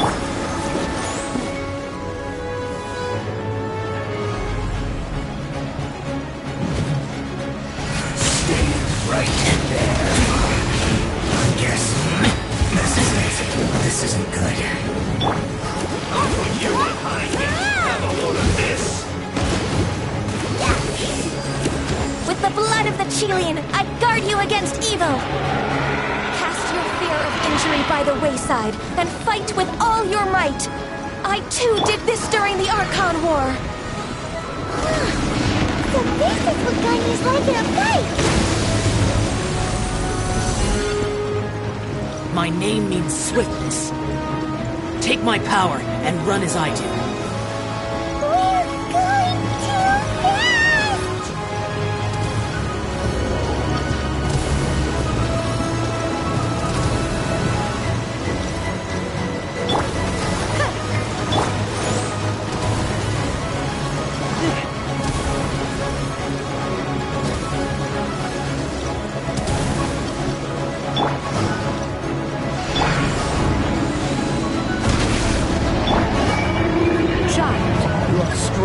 Body and spirit, that perhaps you can withstand 3 forms of adeptal energy at once.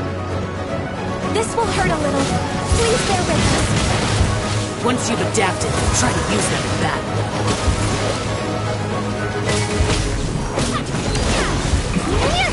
This isn't good. Put your back into it.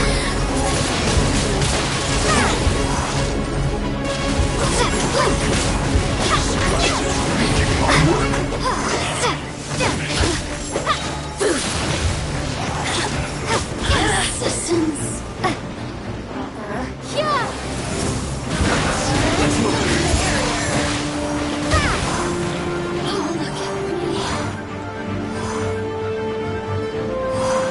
Exercise caution! I fear that the god's power has reached its peak! In other words, if we hold here, there's nothing worse to come, right?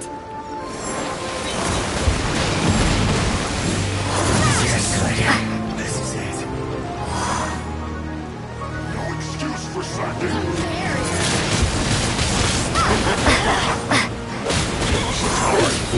Rise and fulfill my duty. It isn't time for a break. It's my duty. Have a look at this. Kingblade! Over here!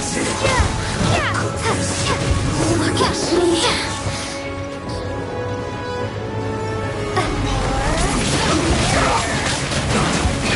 Joy, this is just beginning. Looks like I went too far.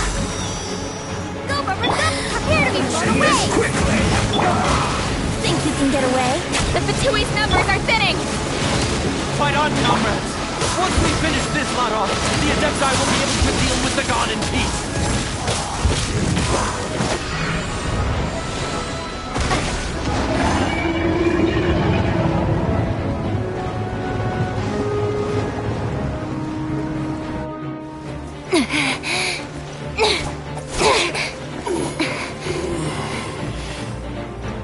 interlopers are no more. Now we may commit ourselves fully.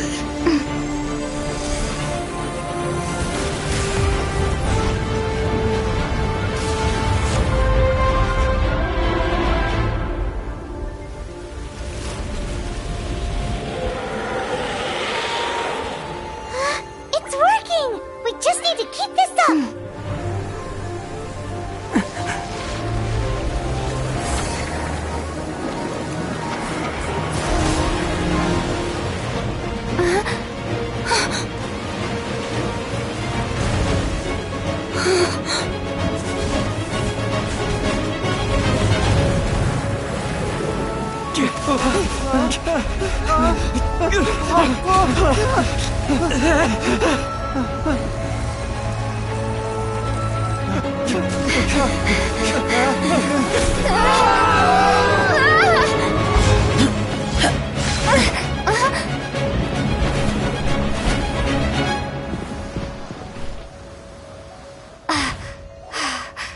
Be careful now. The Guizhong Ballista is destroyed. Without its covering fire, retaliation shall be difficult. But the Jade Chamber is our last line of defense. We can't give another inch, no matter what. I have another idea. What do you mean, Lady Ningguang? I'll sacrifice the Jade Chamber. What is the meaning of this? I understand.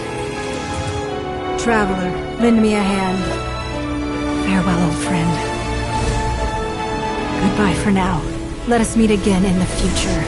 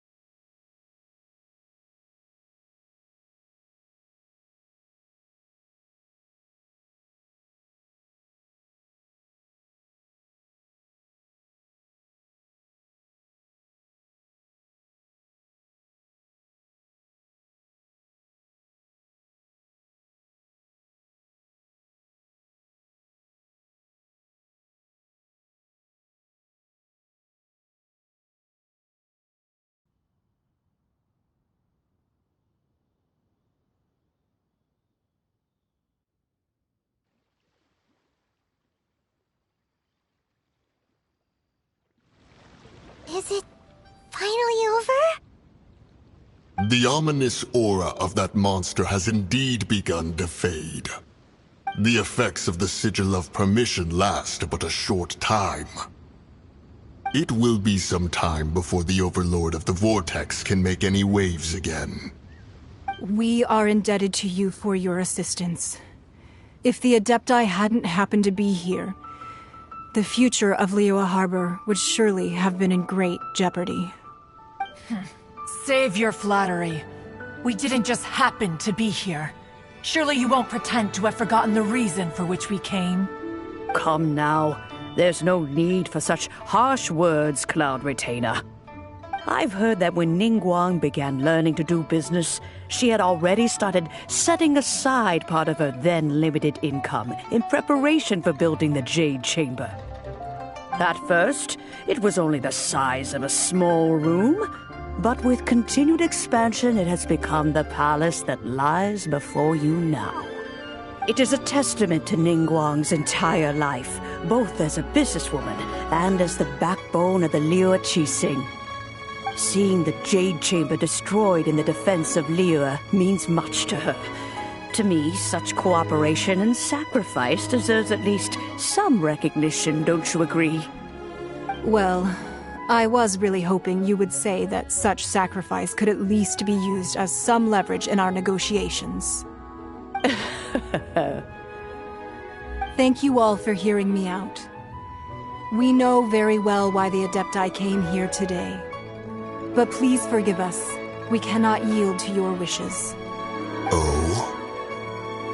3,700 years.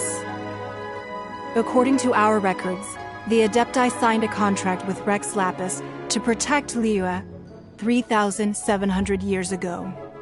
Even to this very day, Liyue and its lands have stood the test of time, immovable as stone, just as it was thousands of years before.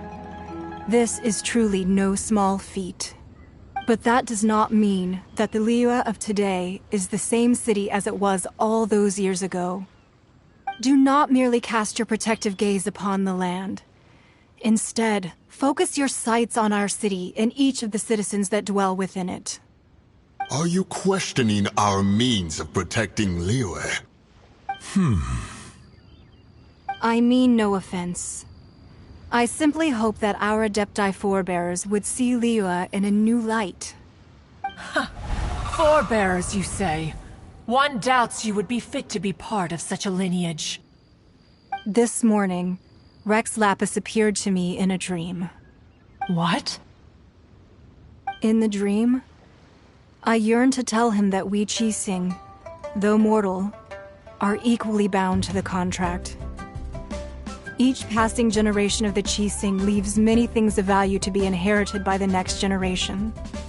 I also thought to tell him how the past generations of Qixing had strove under his rule to survive in our mortal world, establishing a network of contracts which has since come to be known as trade. But I dared not speak.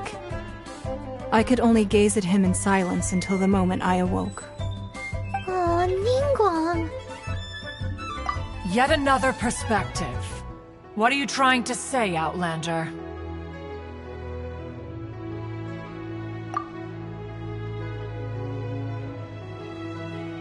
Right! That's something that happened in Mondstadt. It's a story about the Four Winds and the people of the Animal Archon.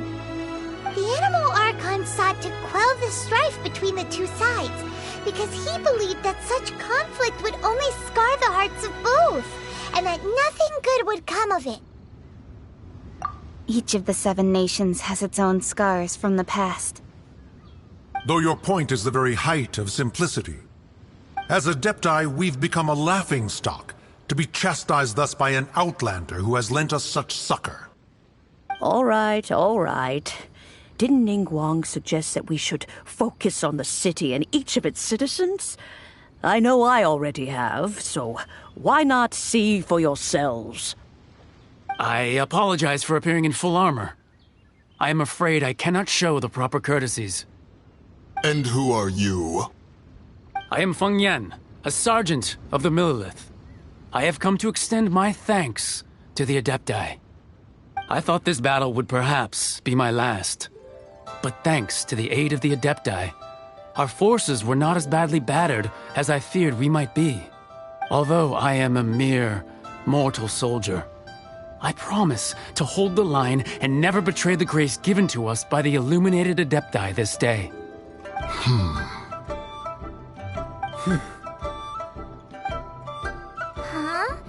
Why does everyone look so down? Didn't we just beat that big monster? Weren't you frightened, dear? It was quite the predicament. I wasn't afraid. All the strong Millilith guards were there, and those powerful heroes with their visions were there. Everyone was there. When danger is near, everyone always protects me. And the rest of the time, they make fun toys and tasty snacks and loads of things that make the harbor so pretty. Thanks for protecting Liyue Harbor. Please come visit us for the next lantern rite. Unfortunately, we wouldn't be able to participate. Huh? Because we are Adepti. Oh, okay. It must be hard being an Adeptus. Aww. You see, This is what Liyue is like today. The country of contracts is grateful to the Adepti for their protection, but it is no longer necessary for the city to rely on the Adepti's power to solve every little niggling matter. Although their blood is weak, there is still strength to be found in those we call mortals. The time of contracts between gods and Liyue has long since passed. Now is the time of contracts between Liyue and its people. Seeing the port around us now, it is hard not to feel a bit out of place. Wouldn't you say so, Cloud Retainer? Your line of inquiry is askew. One did not spearhead this expedition to Liyue Harbor. Seems like the Adepti have had a change of heart.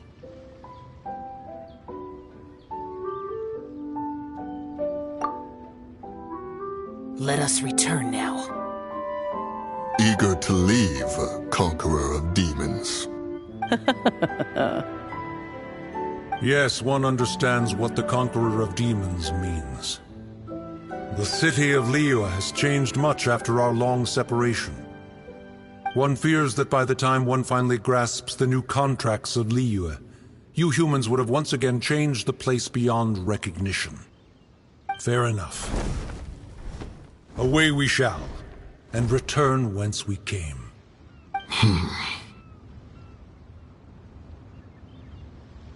Since we Adepti have consensus, then one shall persist no further. But how will we ensure that the Liyue Qixing will not simply exploit their power once we depart? In my view, that is still a thing to be guarded against. All right, Mooncarver, you needn't worry. It seems to me that this right of supervision is best left to the people of Liyue. Looks like the conflict between humans and Adepti was avoided. All's well that ends well, huh? Oh, right! It's nice that we've got peace and all, but we're forgetting one thing. Child wanted to unleash the god so he could lure Rex Lapis out. But we were able to handle the Overlord of the Vortex on our own. So Rex Lapis never showed up. Oh, and speaking of that, don't we still need to get to the bottom of that Archon's death, too?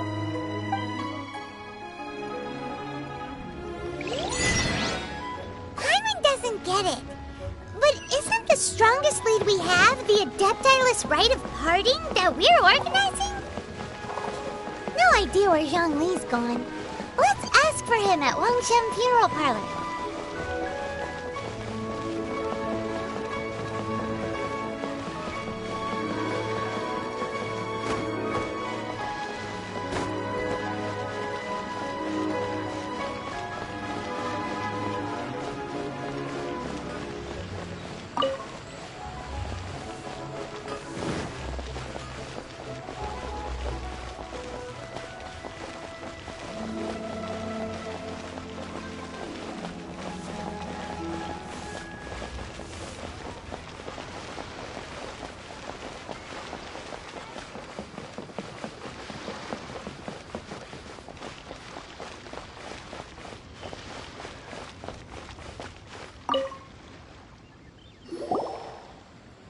Is there anything I can do for you two? I'm afraid that Wangsheng Funeral Parlor isn't in the best state to receive guests. We've come to see Zhongli. Could you please tell him we're here? Unfortunately, Zhongli isn't here at the moment. It seems he went to Northland Bank. Doesn't the Northland Bank belong to the Fatui? Last time we saw Zhongli was before we went to the Golden House. Do you think he doesn't know about the attack on Liyue? Visiting the Fatui at a time like this could only mean more trouble. We had better go and make sure that everything is okay.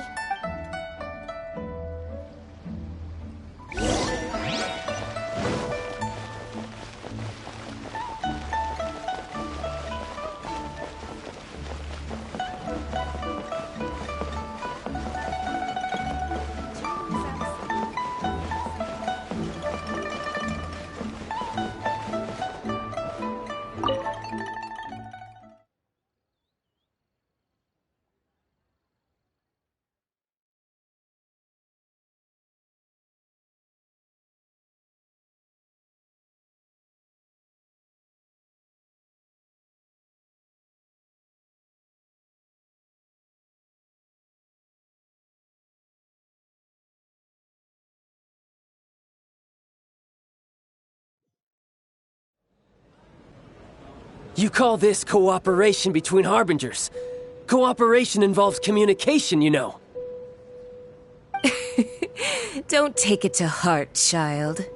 Besides, aren't you happy that you got to skip the formalities and bring chaos to the land? I'm sure you must have enjoyed that. Oh, it seems that some of your friends have arrived. Hey, it's Zhongli and Child. And you! You're also one of the Harbingers? It's you two. I believe we've met once before. In the City of Bards, was it? I'm glad you still remember my name. Ah, right. I imagine that it must have been rather hard to forget watching helplessly as something precious was snatched away from your friend. No, don't let her get to you! You've yet to gather the powers of all 7 elements, and our last battle at the Golden House was almost more than you could handle. So it might be best to keep things peaceful this time, seeing that 2 of the Harbingers are here. Well, if it isn't you two. This is our first time seeing each other since Liyue was nearly wiped off the map. This is certainly a bit awkward, wouldn't you say? Paimon knew that we should never have trusted a Fatui Harbinger. Oh, now don't say that. Sure, I may have misled you, but I never had anything against you personally. Besides, I thought we were getting along quite well together, didn't you? Except for that little tussle we had at the end. Nothing personal. We just have different views, that's all. Of course, you may very well hold this against me, but that's up to you. The real deceivers here are Senora and Zhongli. Curse them for leading me on. So actually, I think... Stop wasting time, child. There'll be plenty of time to chat once I'm through here. You remember the agreement, Morax. Now, if you would be so kind. The Gnosis, please. What in the world are you talking about? The contract is fulfilled. That which thou seeketh is now bestowed unto thee. For my promise is solid as stone.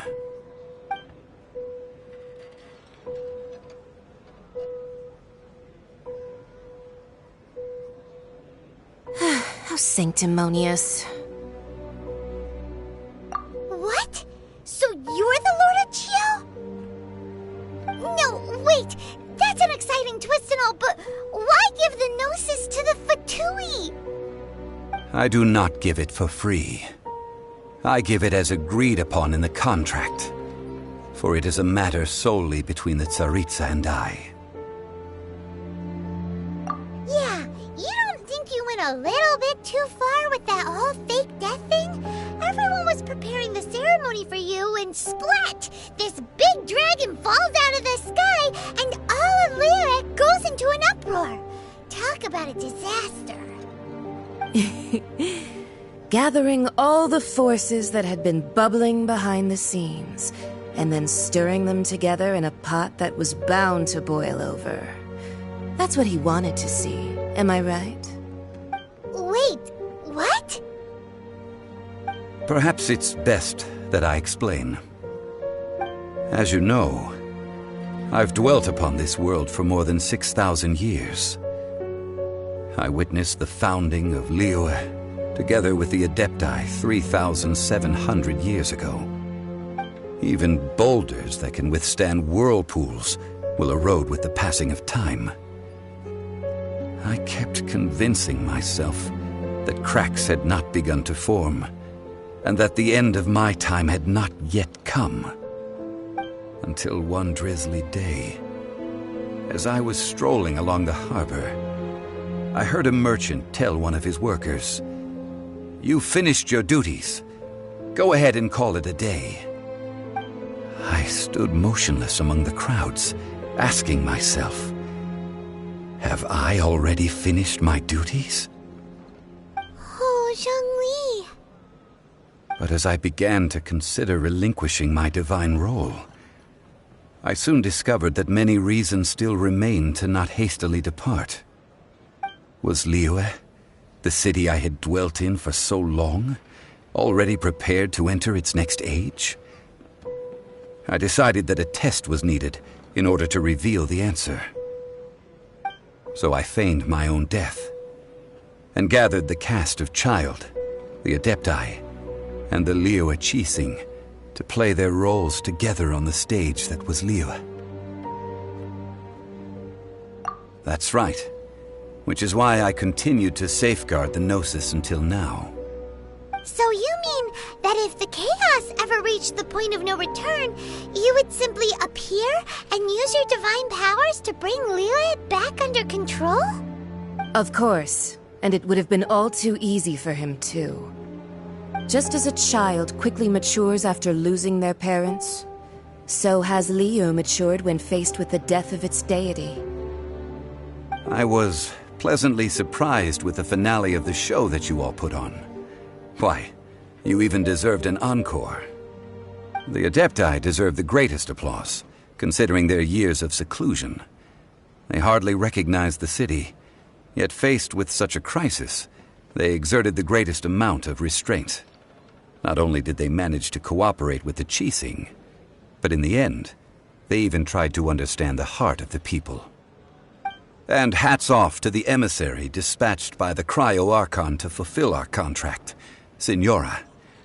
She managed to keep everything she knew in strict confidence, far from the eavesdropping ears of her colleague Child, just as I had requested. All the while, I carried on as Zhongli, and fulfilled the traditions of Liyue in this mortal form. Thank you for walking that path with me, Traveler. These things were all a part of my script. The only unforeseen plot twist was the conduct of the Liyue Qixing. I had expected them to do no more than the Adepti, to come to the defense of Liyue. But when all was said and done, they seized the opportunity to supplant Liyue as divine protectors, and used the subsequent power vacuum left by my death to quickly gain complete control of Liyue. Huh? That doesn't sound good at all! Ha! On the contrary, I think it is excellent. I had always feared that it was too soon for them to take over from me. And it was also that which I longed for the most. As such, this is the best parting gift anyone could have given this god of old. Hey, what about me?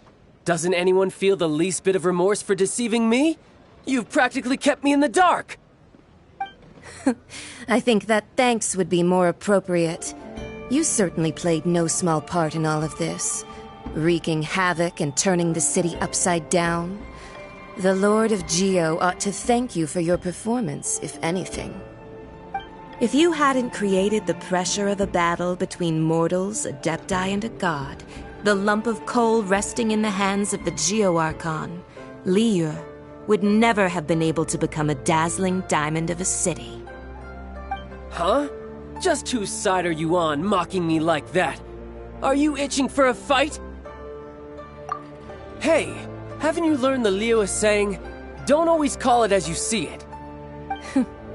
Well then, with the Gnosis in my possession, I have no use for such idle chatter. We should return to Zapolyarny Palace and seek an audience with Her Majesty, the Tsaritsa. Come, Child. Fine. I'll meet you there later. I'm not sharing a boat with the likes of you. Do as you wish.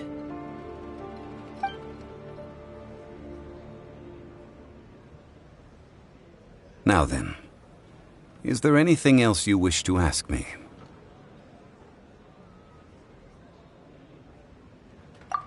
Right!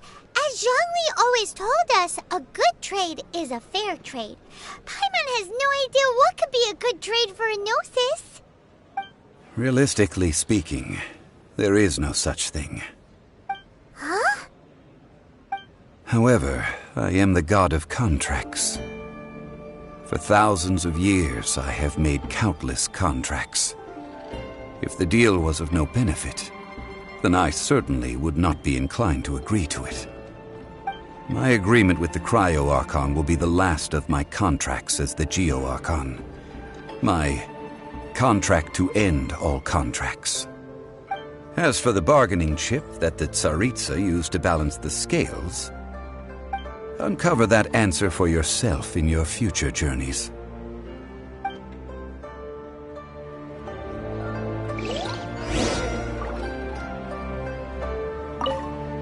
Paimon can't absorb so much information at once. So, Zhongli, what sort of contract did you sign with the Geo Archon? Paimon's so curious. One of the clauses of our contract was not to divulge any of its contents. Ugh, you're so petty.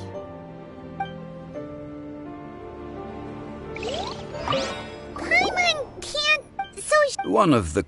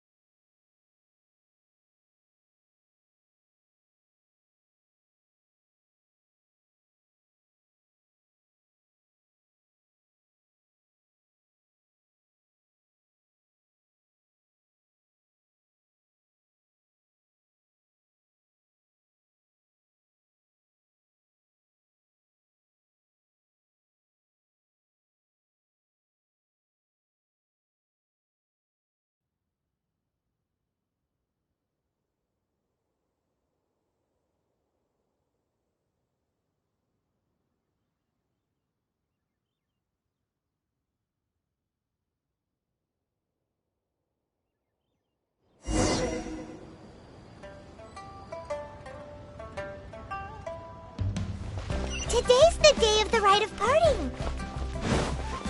Although the star of the show is fake, we've spent so much time trying to organize it, it would be a real shame not to go there now.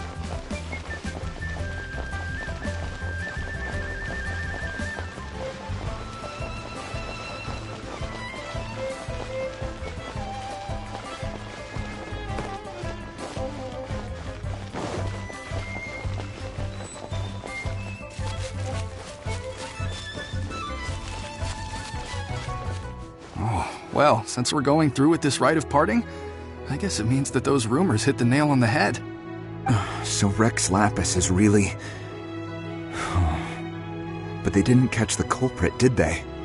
Oh, come on. Do you think that the assassin could have been a normal person? You know what I think. I don't think any of the gossip on the streets you hear from those shady types is worth anything. There's only one real possibility in my mind. I've heard that the assassin was that Fatui fellow. Youngish, pretty high in rank. I think they called him Child. The Fatui? They certainly are very suspicious. Who knows what those greedy, crooked folks... Shh! Lower your voice. If the Fatui catch you in their sights, Rex Lapis won't be around to protect you this time.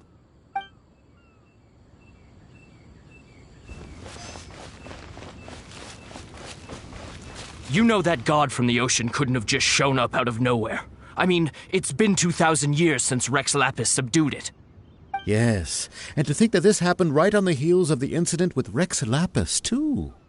Say, do you think the person who assassinated our lord and released that evil god might have been one and the same? Now that you mention it, that's very possible.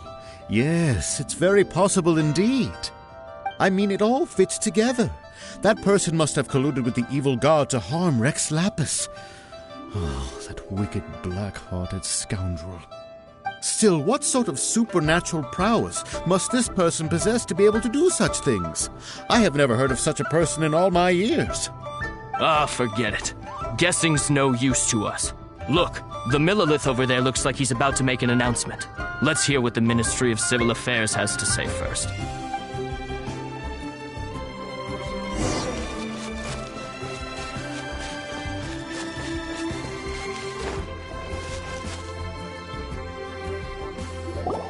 Hear ye all! The Chi Sing's words. Though a dragon soars ageless as the mountains, it too must return to dust. This is common knowledge. Gods and Adepti live glorious lives, but both light and shadow have their season. So too must they face divinely appointed trials. Rumors and hearsay abound on the streets that Rex Lapis was murdered. Now, let the truth be revealed. Having been thwarted in his trial, Rex Lapis's soul has recouped the celestial heights. He beseeches the people of Liyue to grieve not and to let not their hearts be saddened. Nor are they to believe street-born rumors or indulge in baseless speculation.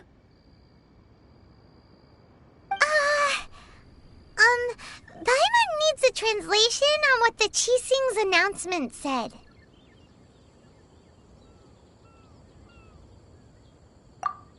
So that's how they're spinning it. Something feels off. Why would they suddenly give up looking for the murderer?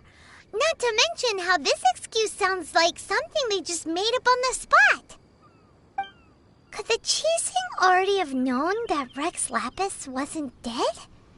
But Zhongli said that neither they nor the Adepti knew anything. Did Zhongli tell them in secret after his gnosis changed hands? Exactly, right?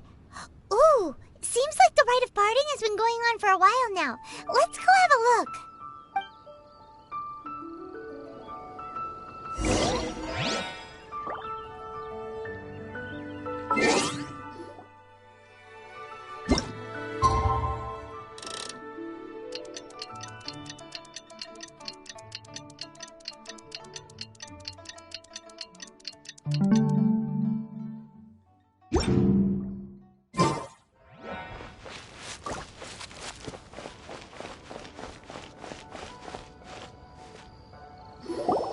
Look, it's Ningguang and Keqing.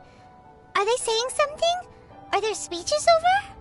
As said previously, Rex Lapis's soul returning to the heavens is the end of the contract. And it is also the end of an era. 3,700 years of contracts burnt and reduced to ash. We, the people of Liyue, were indeed prosperous. But blinded by our prosperity, we forgot that time can be pitiless. The long, unending dream of our Archon walking among us. Now that we have awoken from our dream, we must learn to say farewell. Will you stand with us as we re-establish our contracts? As we build a new age of prosperity? So concludes the words of Her Eminence the Tianquan. Does Her Eminence the Yuheng have anything to add? Huh? Is she looking this way? Traveler. Yikes! She really is looking our way! Is that the traveler who they say defeated the ancient god? So young. The Liyue Qixing always repay their debts. And as you have heard, our eyes see far and our reach is long. Name your price. You deserve that much. Whoa!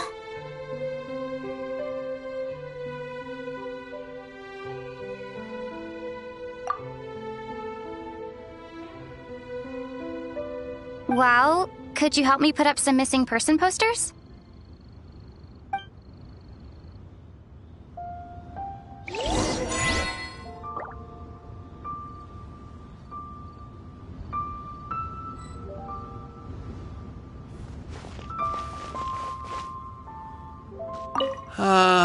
Rex Lapis. Rex Lapis. Now that I think about it, if everyone's of the same mind as me, perhaps mementos for Rex Lapis might be the best short-term business opportunity.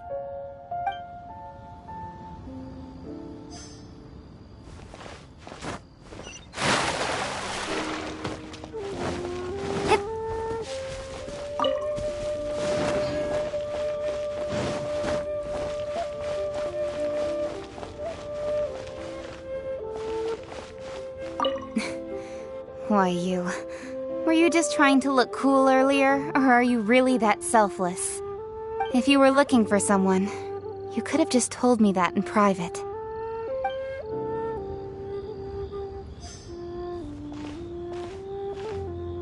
Roping you in was possibly the most masterful move we could have made.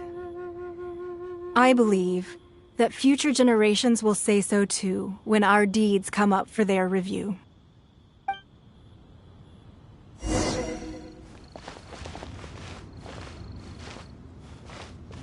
The cleanup of the premises, managing the crowds as they exit, making an account of the rite. There's much that remains to be done. I didn't miss anything, did I?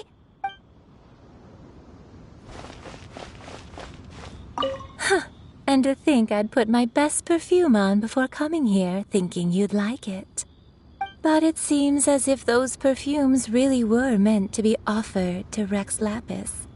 Well, that's fine. Suffer no rivals in love, they say. And that's 3 gone in 1 stroke.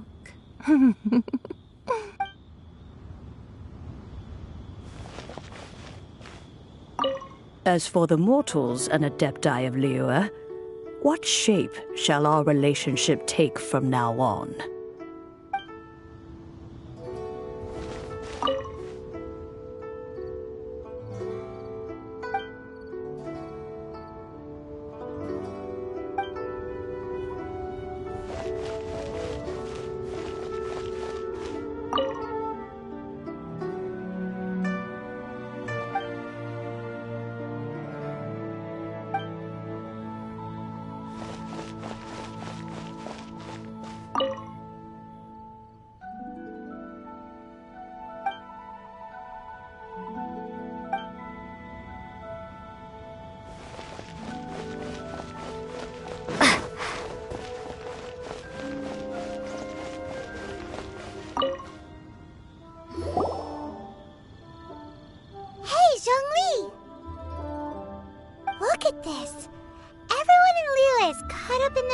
Thinking that they'll never see Rex Lapis again. And here you are looking all relaxed. Why would I not feel more at ease after laying down the burden I have borne for 3,700 years? Right, if the two of you can spare the time, I should treat you to a meal at the Xinyue kiosk. Sounds like big talk, Zhongli. Paimon might have believed you if you were treating us to some third-round knockout, but you'd have to pay out your nose just to stand inside Xinyue kiosk. Are you sure you can afford it? You're right. I do lack the Mora.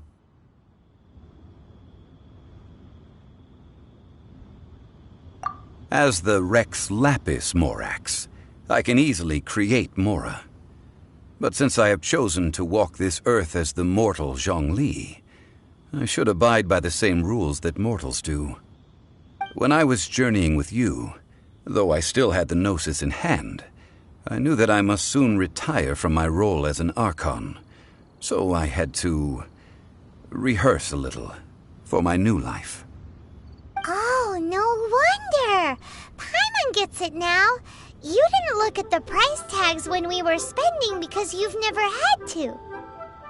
But since you weren't used to not being able to just make more Mora as and when you wanted to, you had to try becoming a parasite to society who lives off of other people's credit. Well, we were only spending Fatui money. You don't have to say it like that. In the City of Commerce, we do not merely exchange money or goods.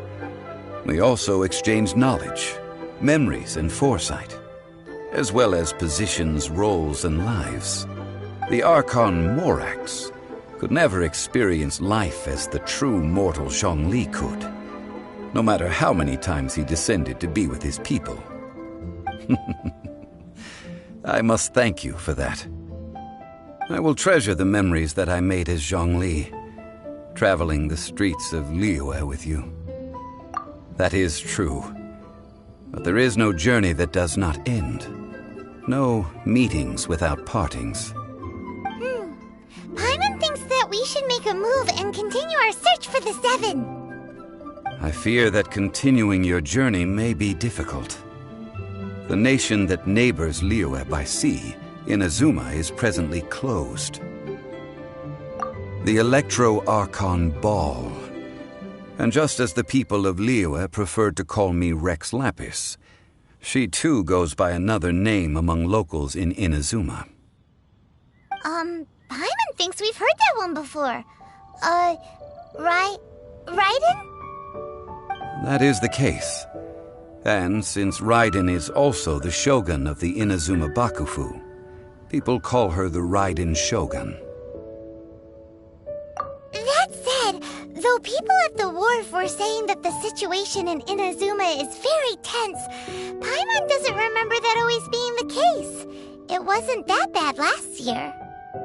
Zhongli, since you're Rex Lapis, shouldn't you know something about what's happening there? Just how did Inazuma become a closed nation? It's because of visions.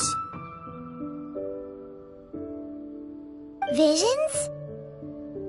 When faced with circumstances beyond their control, humans often bemoan their lack of power. But if a person shows true strength of will at a desperate and fateful moment in their life, the gods will look upon them with favor. This is what visions are. Magical foci bestowed upon those who have been acknowledged by the gods. Uh-huh. That's how people in Teyvat see it. But starting from last year, the Raiden Shogun began promulgating the Vision Hunt Decree. Vision Hunt Decree? Yes. It was an order to seize all visions within Inazuma's borders, and to inlay them upon the hands of a statue of the 1,000-armed, 100-eyed god.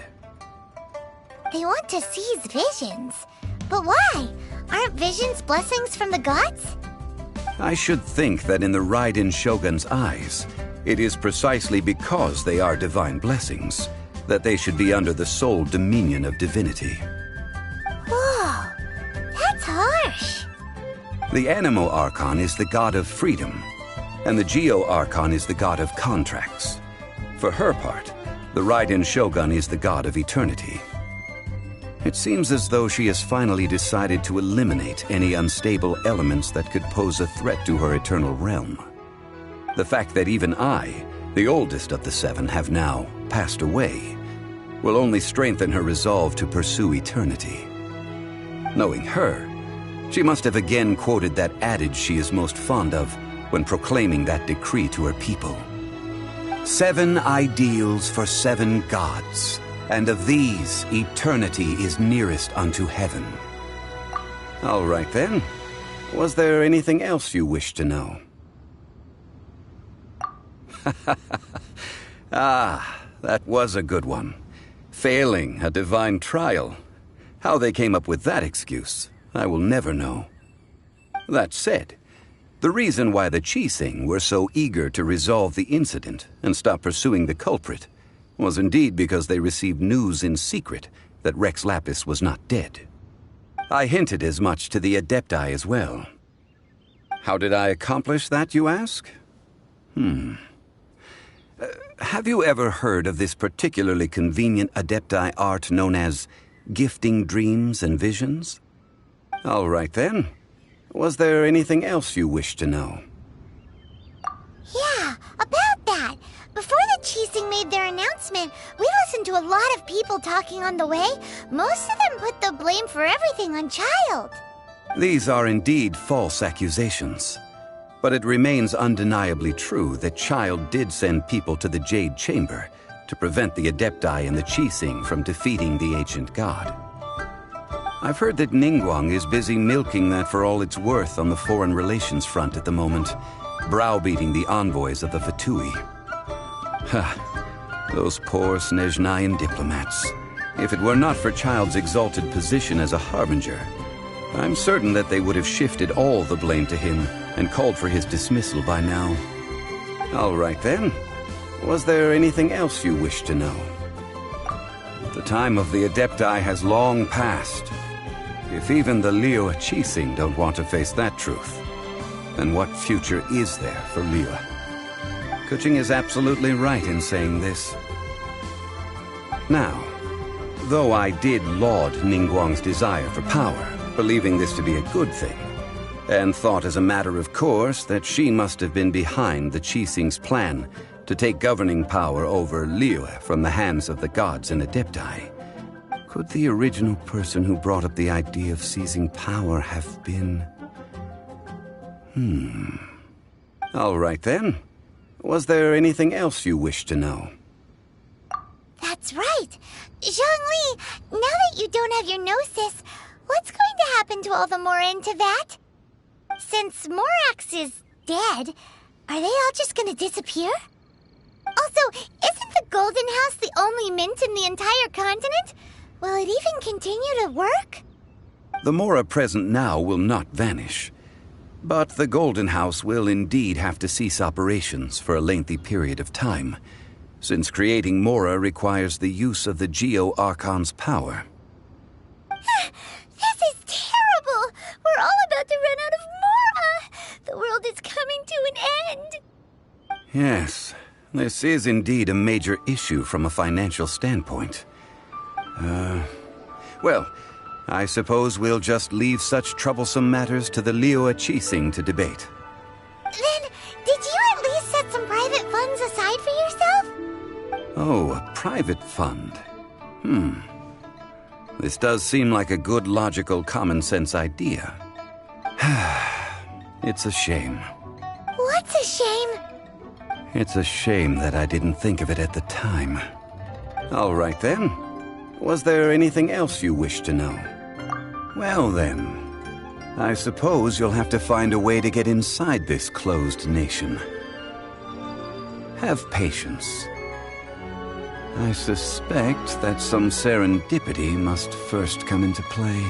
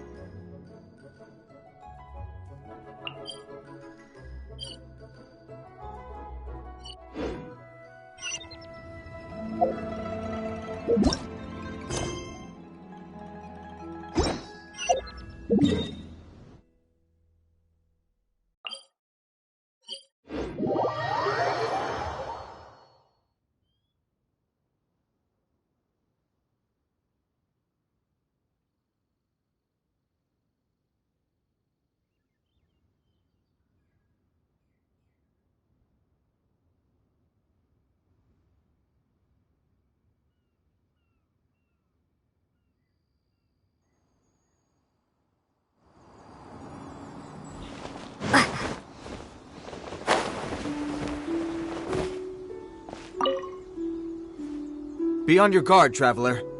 Now is no time for sightseeing. Oh, why's that? Has something happened? Yes.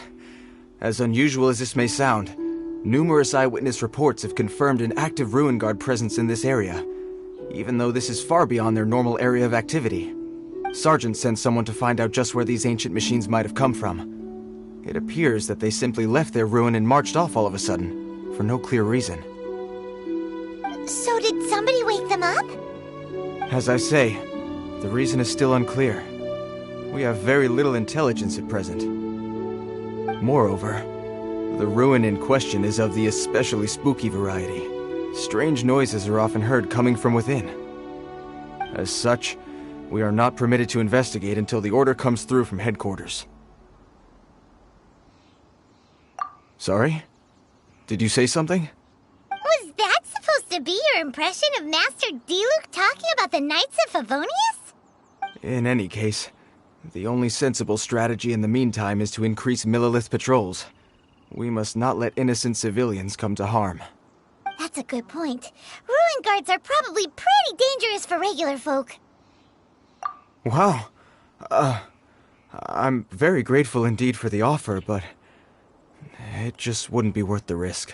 Oh, don't worry about that. This one beats up ruin guards for breakfast.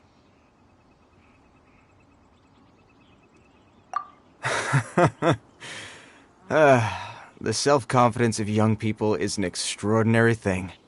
Well, if you're genuinely offering, I did see some ruin guard footprints on the hillside, but since then I've been too busy warning passers-by to investigate myself. Footprints, eh? Interesting. We'll take the case. While the Millelith stands guard, evil shall never prevail. On behalf of the Millelith, I salute you, traveler. You have my gratitude. I will rendezvous with you once I have finished my patrol.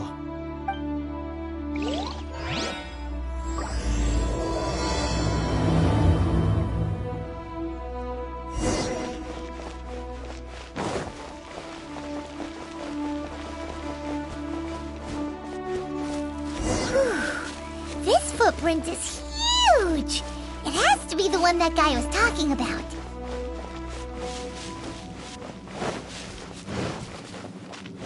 And here's another one.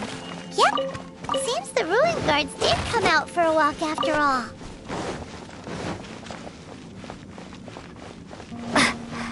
Trail of ruin guard footprints leads us here to... Ah! A ruin guard! Over there!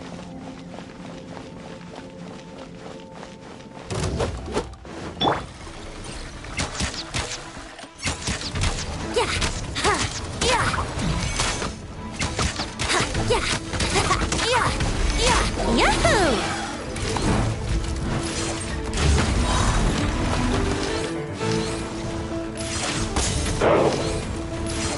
Yeah! Time for takeoff!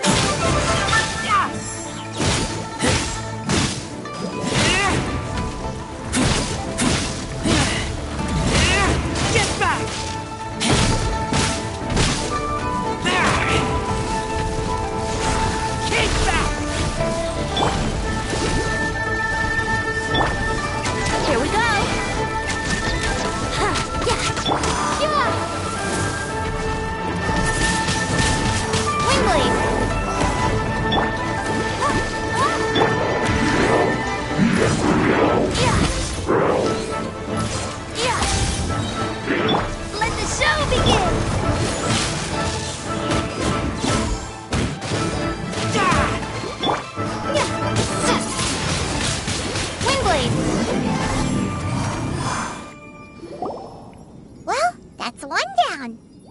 Let's keep looking around. Maybe we'll find some more.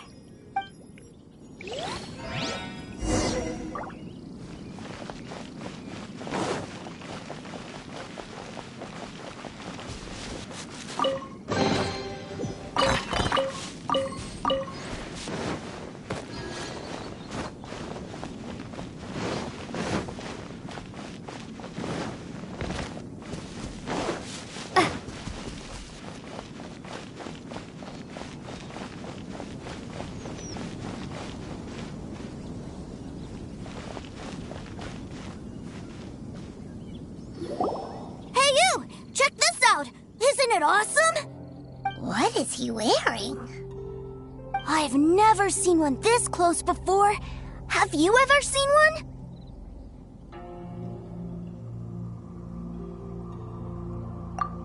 Excuse me. His name is Mr. Cyclops, actually. What sort of dumb name is Ruin Guard? Mr. Cyclops? Aw, that's cute. Wait, what? Do people seriously call them that? Yep, my brother said so. And he's the best toy seller in the whole world. It's his job to sell this kind of stuff. Right now, he's at the Institute for Toy Research in Liyue. That's where Mr. Cyclops has come from. It's always nice to meet someone else who likes toys. So tell me, where'd you get your toy from? Must be a pretty new kind, huh? I've never seen one that can fly and talk before. Hey!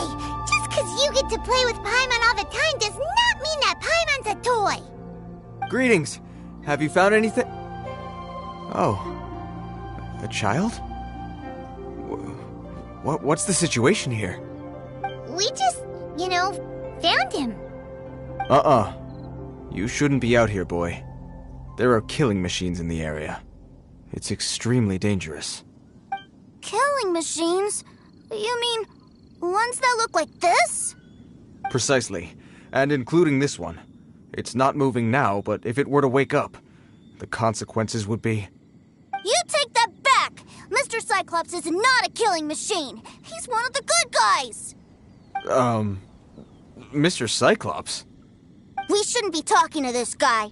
If he's saying mean things about Mr. Cyclops, he's definitely a bad man. I'm just trying to help. I've always been hopeless at dealing with children. Well then, why don't you get back to your normal job and leave us to do the babysitting? It seems I have no other choice.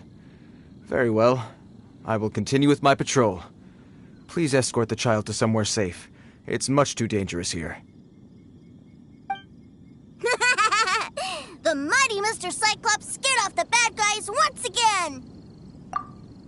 My name's Tusser. I came all the way from Snezhnaya to look for my brother in Liyue. But I'm all on my own, and I don't know where to find him. You came all the way from Snezhnaya? Oh, I think this is the part where I give you this. Here you go. What is it? Looks heavy. What the... My brother said I should take it with me. He said, find a nice person to give this to, and they will take good care of Tusser. Your brother makes a good point. Still, it's hard to believe you made it all this way armed with nothing but a few bags of Mora. Your family must be super rich. Paimon never knew you could make so much Mora from selling toys. Yay! Thanks, nice lady. All right, now we gotta make a pinky promise. You make a pinky promise, you keep it all your life. You break a pinky promise, I throw you on the ice. The cold will kill the pinky that once betrayed your friend. The frost will freeze your tongue off so you never lie again. Wow, that one nursery rhyme kinda says all you need to know about Snezhnayan culture. Well, if we weren't your babysitters before, we sure as heck are now. But where should we look for your brother? Great idea! Alright, off we go! Alright! Finally, now I get to see my brother!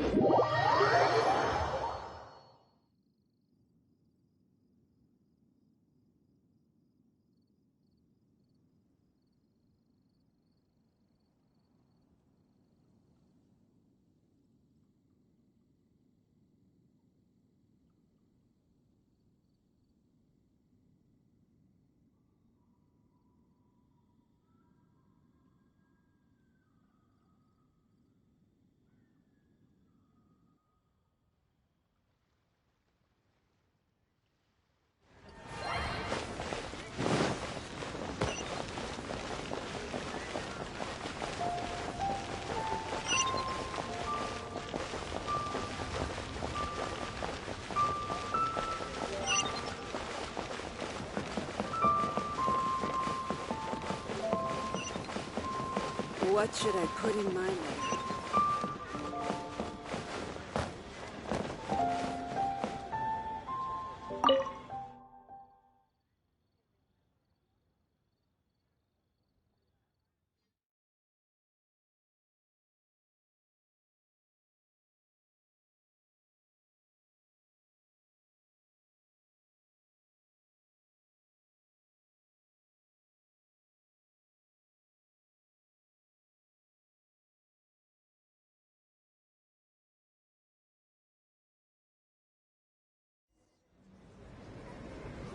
That seems a little inappropriate, don't you think, sir?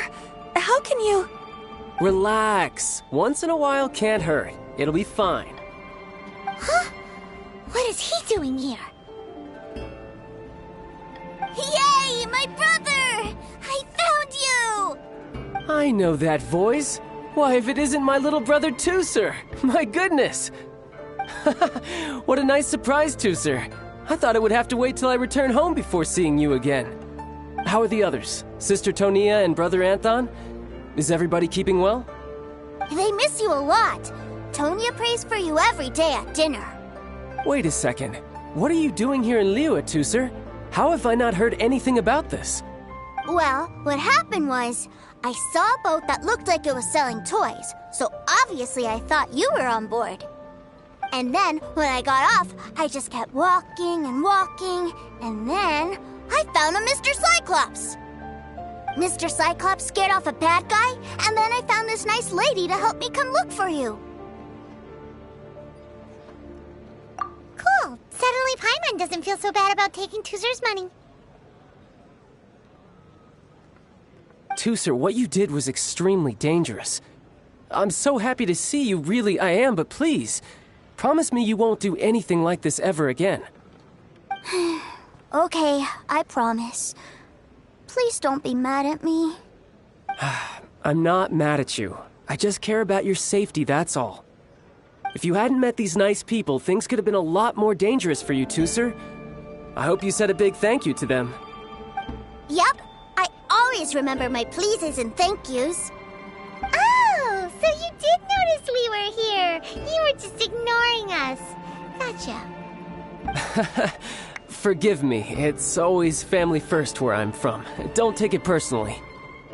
I know we've had our differences up to now, but a few minor quibbles aside, we get on quite well, don't you think?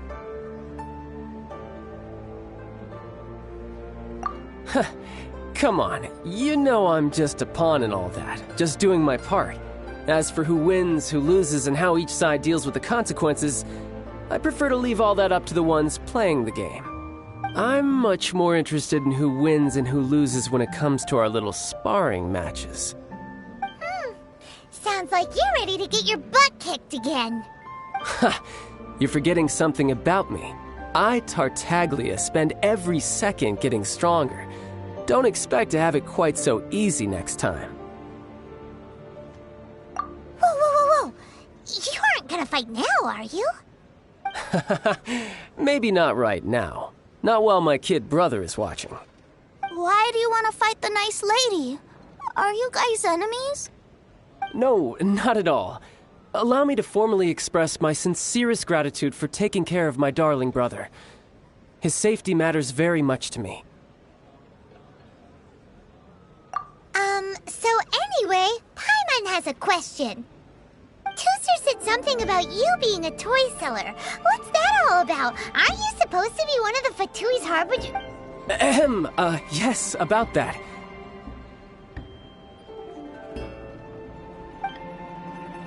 Shh, look. I only told him that so that he'll look up to me. In the eyes of a child, working with toys must be the best job imaginable, right? I don't want my family to have anything to do with the Fatui's, or should I say Snezhnaya's, darker side. The older ones already know that I serve the Tsaritsa. But Tooser is still so young, and in his eyes... As I was saying, I remain Snezhnaya's greatest expatriate toy seller, currently attached to the Liyue branch of our Institute for Toy Research. That's right! My brother's the greatest! He's Mr. Cyclops' bestest friend! Just humor me in front of Tooser, if you would be so kind. Yes, Ekaterina. I will deal with the issue of that outstanding payment right away. Hey! Slinking off, are we? But Master Child, would it not be a little improper to ask you to deal with debt collection? A bet is a bet, isn't it? And if you lose a bet with an agent, well, you might as well get a little exercise out of it. Are you going off to sell toys now? That's right. As much as I'd love to catch up a little longer, Tooser, duty calls. I'm sure Miss Nice Lady here will be happy to keep you company while I'm out, though. So we still need to keep babysitting for you? Sure! I I really like this lady. And anyway, she made a pinky promise to take good care of me. Ah, well, it sounds like Tusser really likes you, and that you've already made a pinky promise to take good care of him anyway. Then I'm in your debt. Here, take this as Tusser's entertainment fund. I want him to have a good time while he's in Liyue, so take him anywhere he wants. If need be, you may find me by the river near Qingshu Pool. I'll see you both around.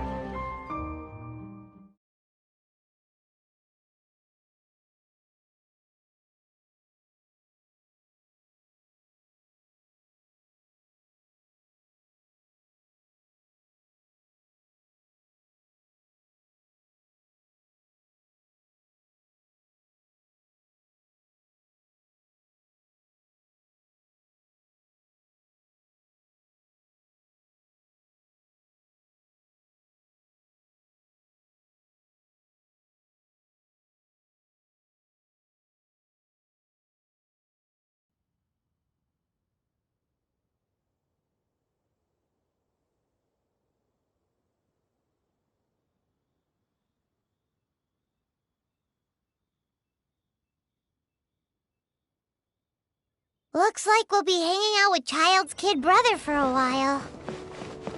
So, where are we going to play first? How about we start with the toy store?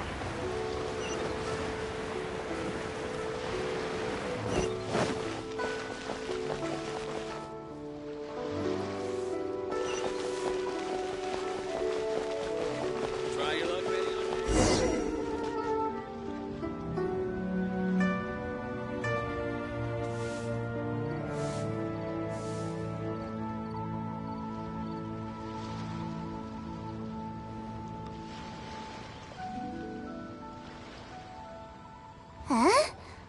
What are those super colorful winged things? They're called kites.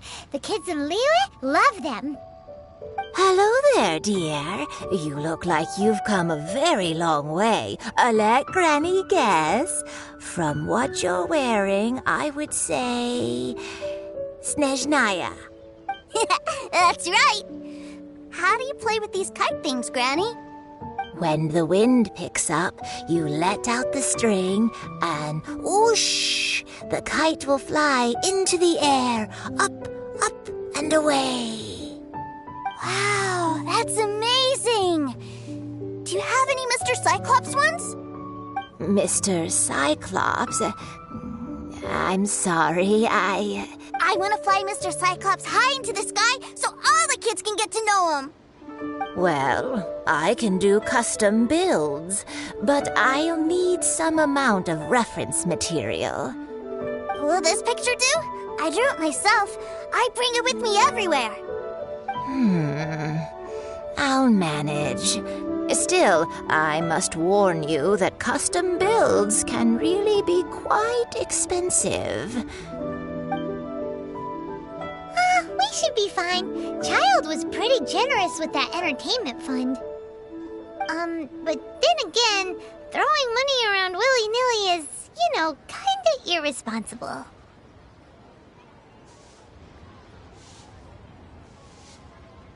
Well, so, yes, technically speaking, these funds are earmarked for Tusser's entertainment. But if there's any left over when we're done, either way, it's time to talk prices.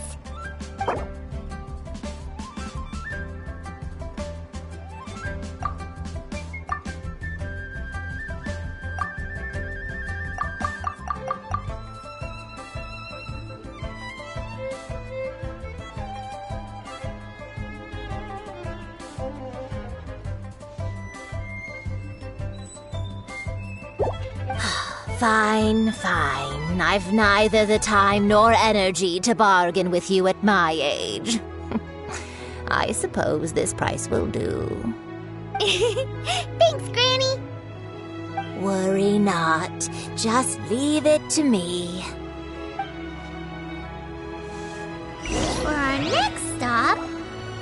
about we head to Wanmin Restaurant? It would be a mighty crying shame to come all the way to Liyue and never try the food.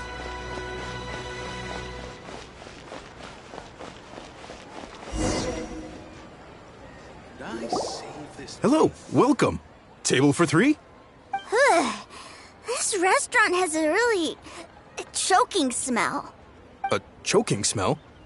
Oh, you must be referring to our signature spicy chili scent. Spicy chili? But I can't eat spicy food. Oh, what a pity. A person who can't eat spicy food misses out on half of life's joys. Is it really that bad? My meals have to have lots and lots of sugar, and the oil has to be extra virgin vegetable oil. Wow, we've got a real rich kid on our hands. Looks like Wanmin Restaurant's dishes aren't to Tooser's taste. Maybe we should go somewhere else. Will that be all? Any more special requests? What do you mean, Chef Now? Giving the people what they want is the very reason Wanmin Restaurant exists. If I thought for 1 second that I couldn't make a dish to satisfy this child's tastes, I would have absolutely no business calling myself a chef ever again. Whoa, there seems to be a lot of professional pride riding on this. Then we'll leave it to you, Chef Now. We'll be eating here after all. Sure. But let me say this first. Special requests are going to cost you more than normal. Of course, we aren't going to demand prices anywhere near as exorbitant as the likes of Lily Pavilion or Sunya Kiosk. Is it just Paimon? Or are premium custom orders in fashion lately? Still, surely there must be a little room for negotiation, right?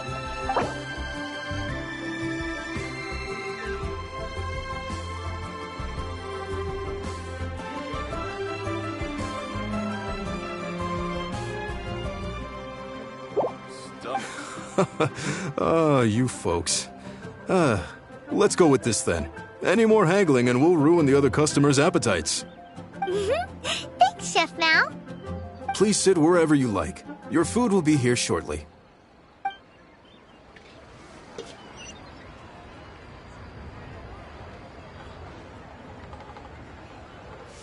Ugh. It was a little too sweet. Paimon feels a little sick. I thought it was just right. Almost exactly like how my sister Tonya makes it. But this doesn't feel right somehow. Didn't we bring Tooser here to try Liyue's specialties? Whatever. So where do you want to go next, Tooser? I was so caught up looking for my brother when I first got here that I didn't get a good look around. Good idea! The hustle and bustle at the wharf is a specialty of Liyue Harbor, too. Cheap and tasty Try chop something suey!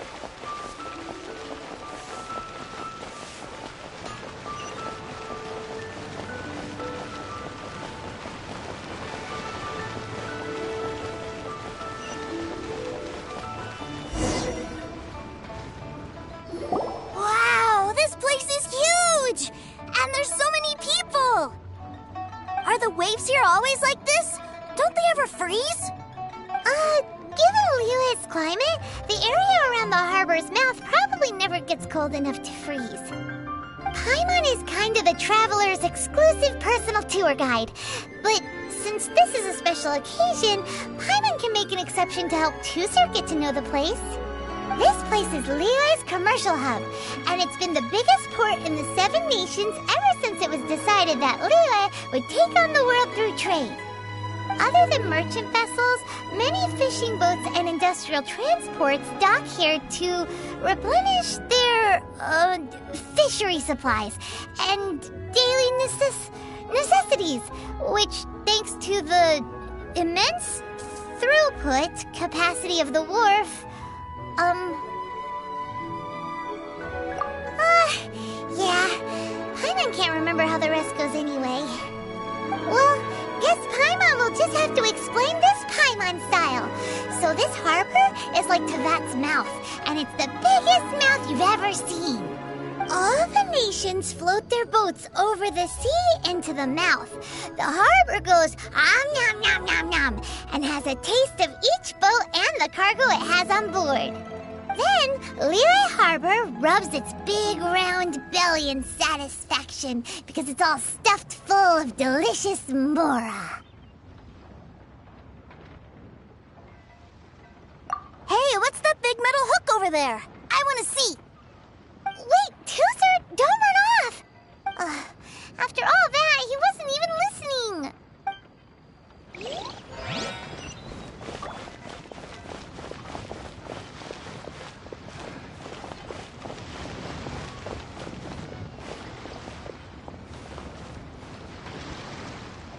That metal hook is huge, and it gets bigger the closer we get.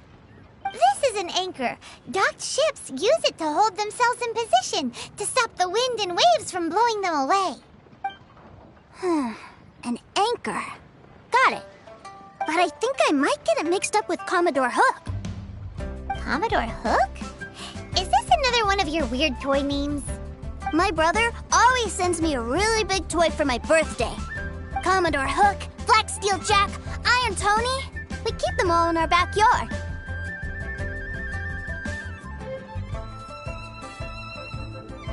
Yeah, and that's why I can't bring them with me all the time. It's a shame. Wow! Using Fatui funds for personal gain? To think Snezhnaya would let their harbingers do that! All for some giant toys! But suddenly, it doesn't seem so strange that Tooser would treat a ruin guard as a giant toy. But my favorite has to be Mr. Cyclops. Even though I mostly came here to see my brother, the other big thing I wanted to do was play with Mr. Cyclops. Oh, are they selling fish over there? Let's have a look. Hey!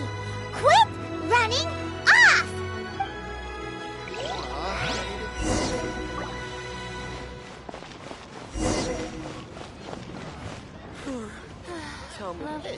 Is this where they sell fish? Wow, the fish here in Liyue are so small. Hey, whose fish are you calling small? Little kids shouldn't go around ruining others' business. He's just a curious kid. No need to get worked up. That said, these fish are actually pretty big by Paimon standards. Just how big are the ones you're used to, Tooser? Maybe 200 times your size? Hey! 200 of Paimon would squish you flat, you know. There are legends in my hometown about it. It's supposed to be a super delicious fish. I told my brother about it, and he went out to sea to catch one for me. A few days later, he returned with a humongous fish slung over his shoulder. Anthon and I were so happy. Are you sure that was a fish? Paimon thinks it sounds more like some sort of leviathan. Hey, Miss Nice Lady, let's go over there to see the boats.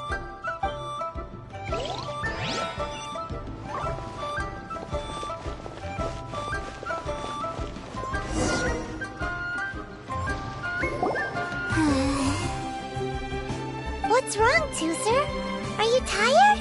You don't seem so happy. I miss my brother. What?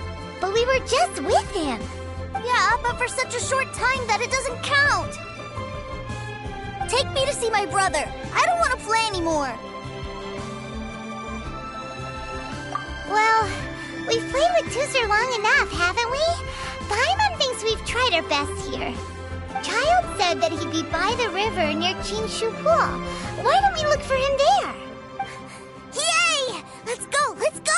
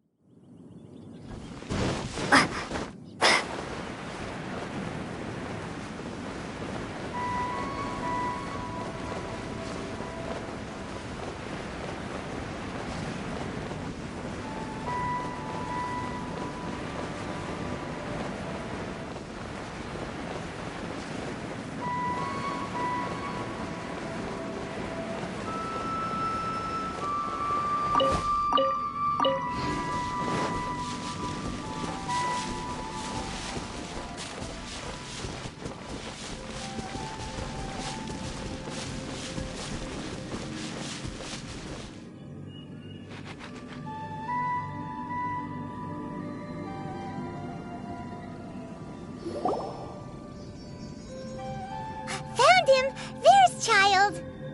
Wait, he's talking to the treasure hoarders? You know what I'm here for, I trust. Oh, you got lip. Making us guess, are you? If you want to join up, let me just say this first. Dandy kid like you ain't welcome. Oh, what a commendable imagination. Well, in the Tsaritsa's name, I suppose I should forgive you country bumpkins for your ignorance. For I am... Brother! You're selling them toys, aren't you, brother? That's so cool. I've always wanted to watch you work. Well, why, yes, of course. For I am, the greatest toy salesman in Snezhnaya. So cool. Huh? You playing games, pretty boy? So, will you buy or not? The toys that Snezhnaya produced 3 months ago will run you, yes, 600,000 mora, to be paid in full. Toys? And how much money? Wow. Is that what it's gonna cost to fix that head of yours? Look at that! Spreading joy and laughter to everyone! That's what toy selling's all about! I'll say it again. Toys from Snezhnaya, 3 months prior, 600,000 mora paid in full. Yeah, no. Sorry, salesboy. The same joke isn't funny twice. Or were you always cruising for a bruising? All right then. I'll make things a little easier for you. I'll join the treasure hoarders. Perhaps you'll be more willing to pay when we're brothers in arms? Would you listen to yourself? You think we just let any old person into the treasure hoarders? I'm not so sure you could hack it. Well then, why don't you put me to the test, dear seniors? I like to think of myself as quite talented in the field of treasure hunting. Looks like you're not gonna pack it up until someone packs you in. All right then, show us what you got. Truth be told, we've set up a shop here because there's a fine little loot cave nearby. But the treasure hasn't been easy to get at. We've been at it for 2 days now. If you think you're up to snuff, why don't you have a crack at it on our behalf? Of course, that means that once you got it, it's ours. Don't try to sneak off with the prize now. Come on. If we can't do it, do you really think this guy stands a chance? An initiation test, eh? Interesting. It's been a while since I've been assessed by someone else. The loot's on the opposite cliff. We're gonna hang back here and watch the show. Huh, no problem. Don't blink, though, or you might miss it.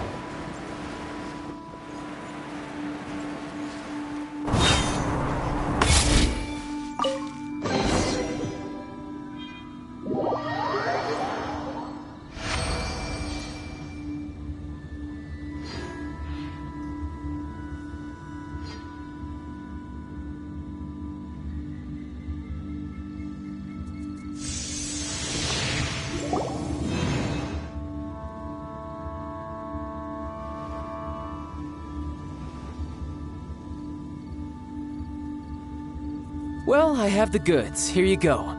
So how'd I do? Pretty well, I'd say. Brother, what do we do? This fellow isn't normal. Please, hold on a moment, sir. We need to discuss something amongst ourselves. He ain't here for an initiation. He just wanted to show off.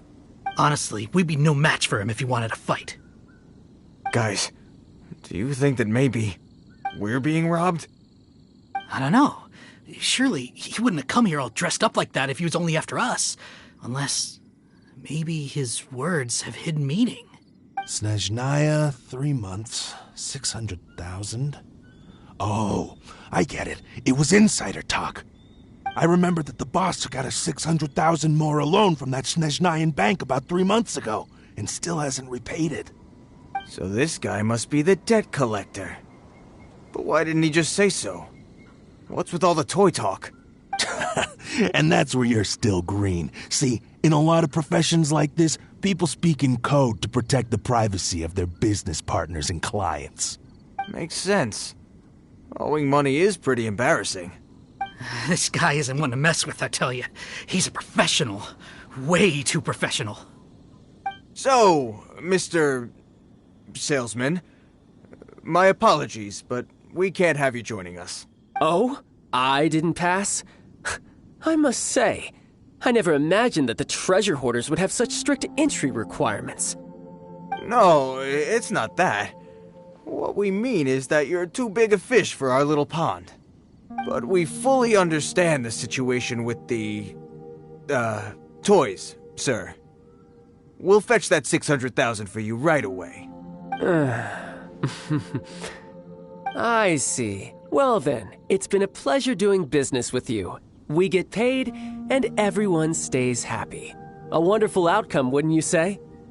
Yes. Couldn't agree more, sir. That's my brother for you. Toy sellers are so cool. Ah, Master Child, you're here. A new batch of fresh recruits have just... Hey now, keep your voice down. Can't you see I'm entertaining some clients over here? Clients? Well, anyway, the Motherland has dispatched a new batch of recruits to Liyue. They've just arrived, and I'm afraid we must trouble you to speak to them. Do I have to? Now is hardly the best time. I must apologize for troubling you, Master Child, but they are already waiting for you south of Lingju Pass. Every new batch of recruits must be baptized by the Tsaritsa's will, through the words of her harbingers. This has always been our rule. At present, Master Child, you are the only harbinger in Liyue. Please, everyone is standing in formation and waiting for you to bestow this honor upon them. Well, all right then, I'll go. Just give me a moment to catch up with my brother, and I'll be right with you. Do you have to keep working? Yes, Tusser. We have a group of new toy sellers fresh in from the Motherland, and I need to go teach them the ropes. Wow, that's great! When I grow up, I want to be a toy seller too. Can I go listen? I'm afraid you're still too young, Tusser. I'm not sure if you'd understand much of it, and most of it's rather boring anyhow. Why don't you go play with the Traveler instead? Sound good? But... I really do have to go now, Tusser. A lot of people are waiting to see me. I'll see you around, all right?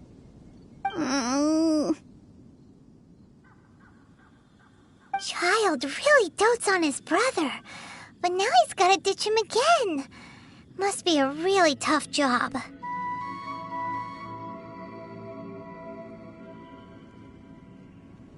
Yeah, you're right. He hasn't done himself any favors with the whole toy seller cover story. To think he'd go this far just to prevent his family from seeing his dark side. Paimon wonders too. But hey, let's at least help him out while we're all in Liyue. Wait, where's Tusser? We were too busy chatting. Where'd he go? Seems likely. Tusser did seem really eager to hear his brother's speech. Either way, let's head over there first.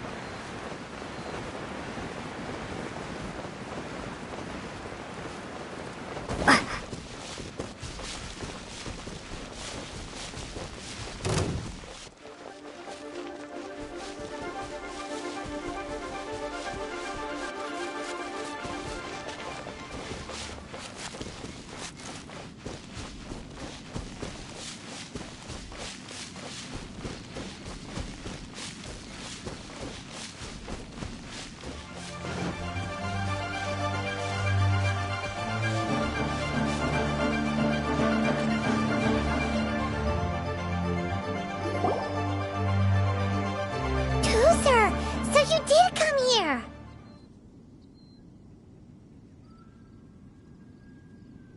Shh, quiet! My brother's giving his speech.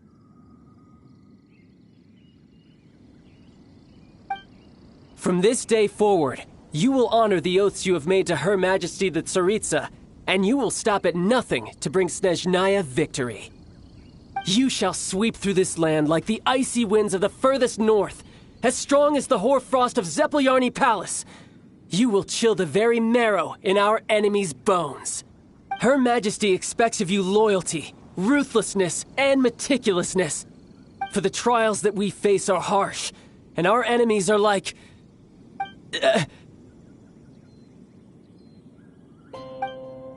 like kites and rattledrums, who shall become redoubtable foes of Mr. Cyclops in the marketplaces of Liyue. Uh-huh. Kites are really fun, too. This is, of course, an analogy. As they say, the marketplace, too, is a battlefield.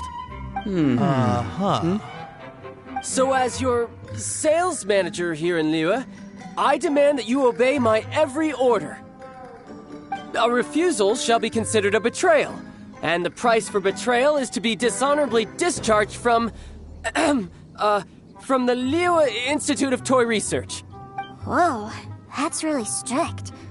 Won't people be really sad if they get fired from the Institute?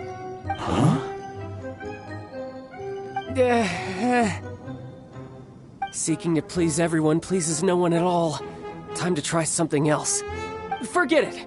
Perhaps a round of hands-on training will suit us better. Hands-on training? After all, a strong body is the proof of one's capacity. Hey, did he just say that we're doing hands-on training? A Harbinger wants to spar with us personally? What an honor! I can't believe it. Are recruits like us really worthy? Am I hearing a hint of objection to this idea? Not at all, sir! That's the spirit. Now come at me, you lot!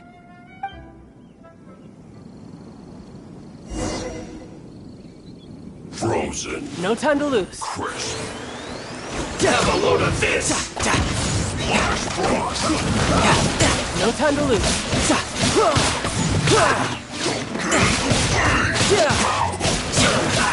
No time to lose. No time to lose. This quickly! Who's next?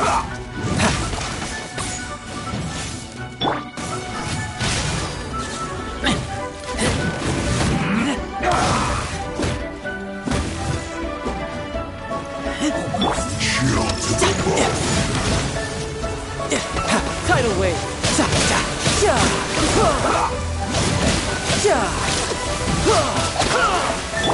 Ready, steady, go! Let's end this quickly!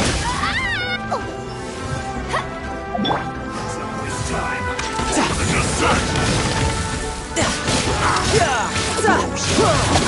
No time to...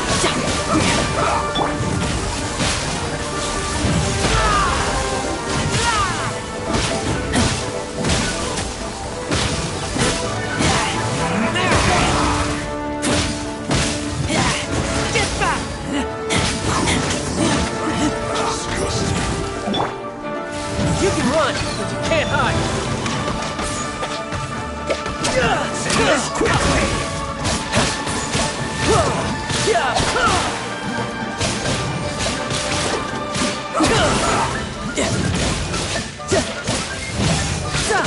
I'll protect us! Yeah!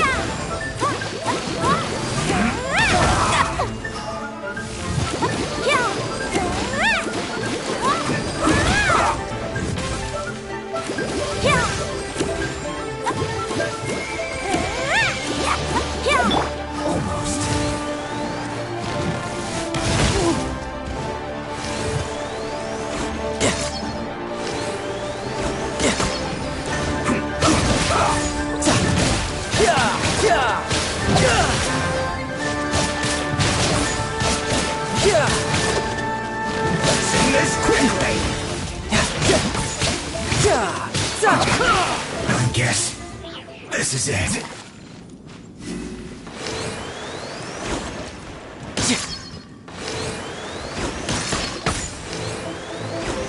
Have a load of this. Back into it. That all you got? You can't run. This should be fun.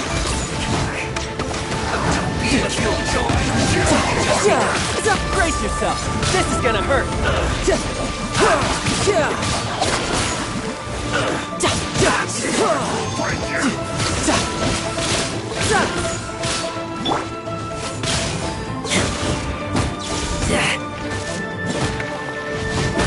No slacking.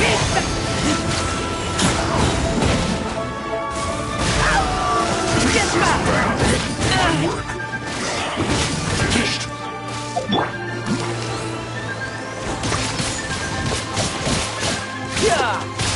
No time to lose. You can't run. I miscalculated. Well then, do you all understand what I said earlier? Yes, sir. Excellent. And you all almost managed to get me limbered up. In other words, you've done well for new recruits. Thank you, Lord Harbinger. All right, hush now. Now then, I wish you all glorious victory for Snezhnaya, for Her Majesty the Tsaritsa, and for yourselves. Dismissed! Brother! You were amazing! Oh, Tusser, what in the world are you doing here? There I was thinking that the Traveler had taken you to play at Wang Xuan. Yikes, that's some terrible acting. I told you, didn't I? I never pass on an opportunity to improve my strength. I'm not the man I was when we first met. By that, I assume you mean that I didn't use the Foul Legacy transformation, yes?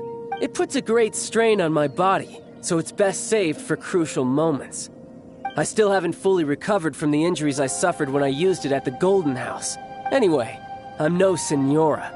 I don't use lethal force against recruits. Come on now. The Foul Legacy transformation?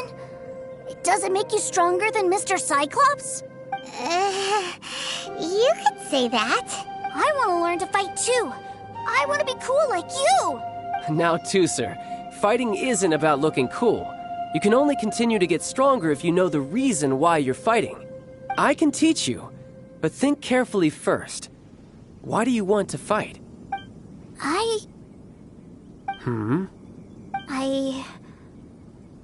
I want to protect Sister Tonya.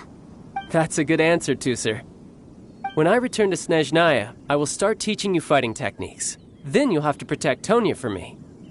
How does that sound? Leave it to me.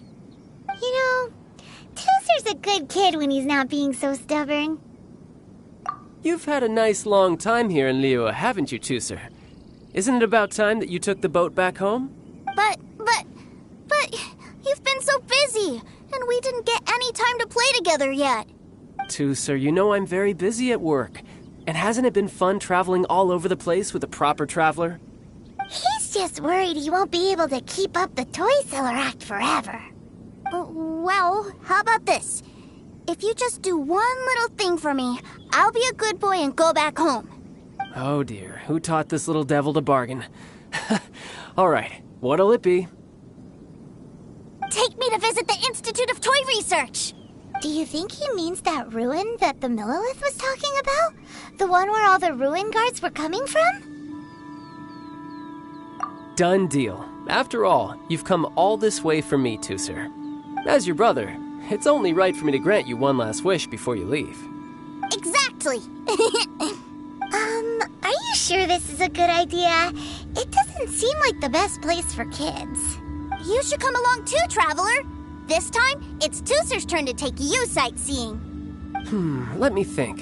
Ah, yes, the Institute of Toy Research is not far at all from Lingju Pass. Now, Traveler, you're not the sort of person who would disappoint a kid now, are you? The brothers are ganging up on us again. Oh, fine. We'll go.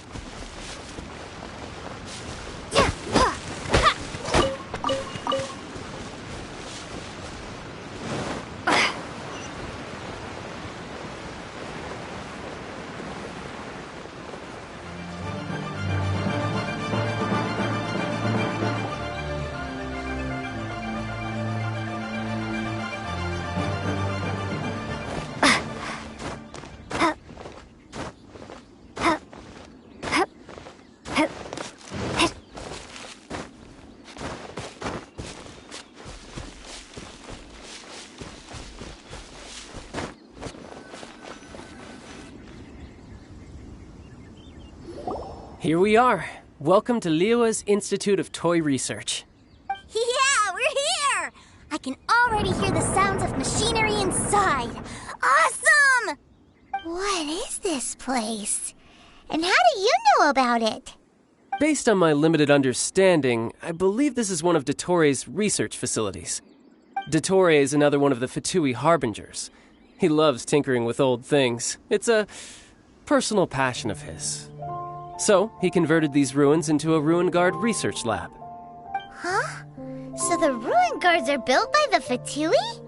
No, they have much closer connections to the Abyss. So, strictly speaking, they're as much our enemies as anyone else's. We just do research, nothing more. As to why the Ruin Guards have been moving outside of this area recently, I can only imagine that he's gotten bored of playing around with them and has lost interest in this place. Wow, yet another harbinger with a bad attitude. But at least this explains why you were totally okay with bringing Tooser here. Seems you did your homework ahead of time. Well, I wouldn't go quite that far.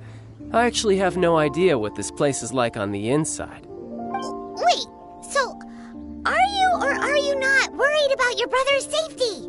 Of course I am. But no matter what the danger is, I will parry it. Isn't that what any older brother would do? Even Tooser understands that, now that he knows what he's fighting for. It's the very same reason that's been nestled in my own heart for so many years. What are you guys chatting about? Come on, let's go in! All right, follow me.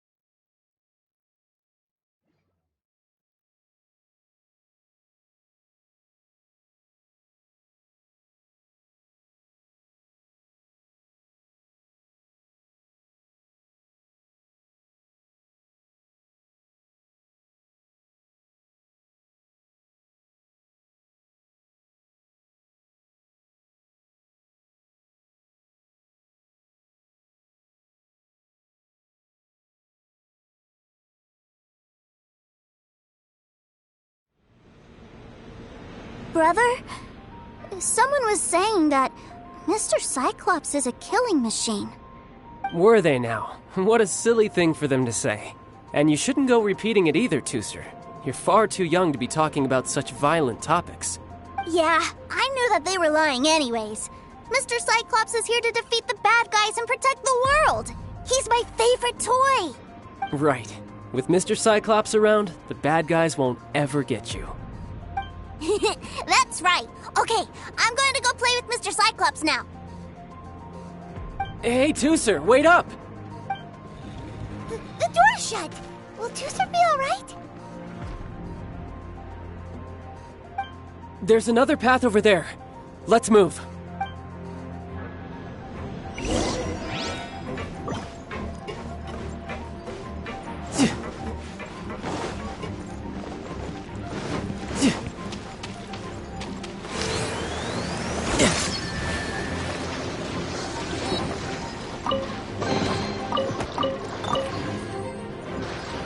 No time to lose.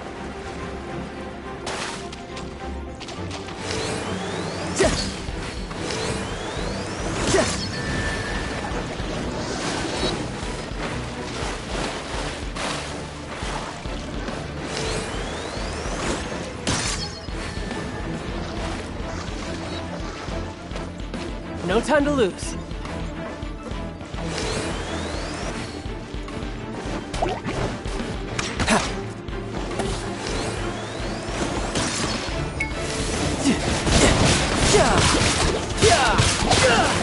No time.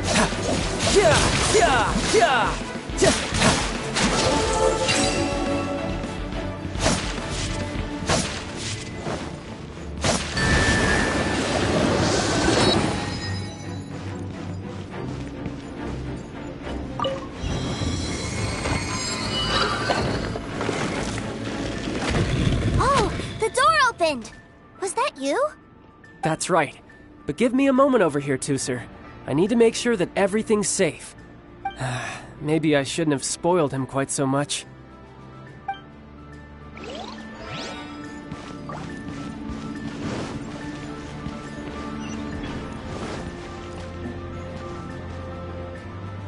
Those ruin guards have all been strung up. Where are they being taken to? I don't know, but if there's a chance it's where Tooser is, we need to stop this before things get ugly.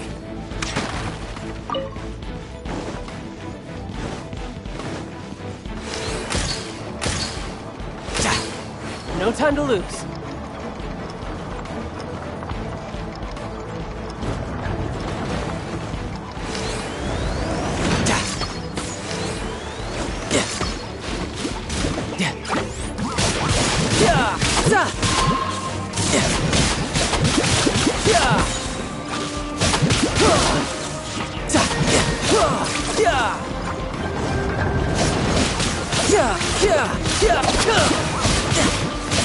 Shouldn't let your guard down.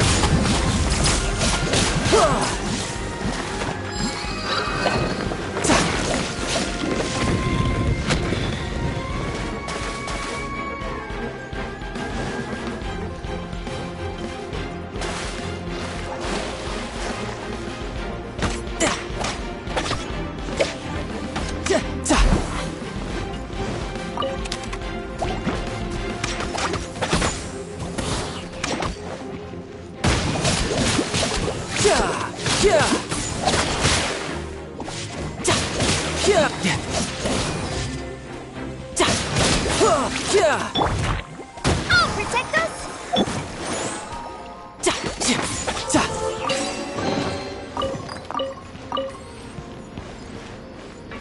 No time to lose.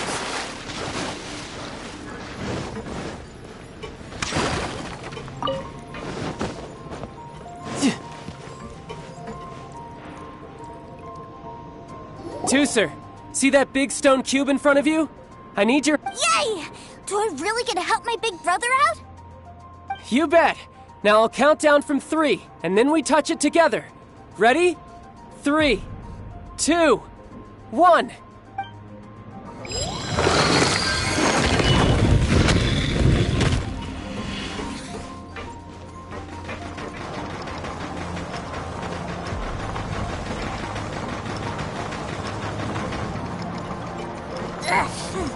That's bright.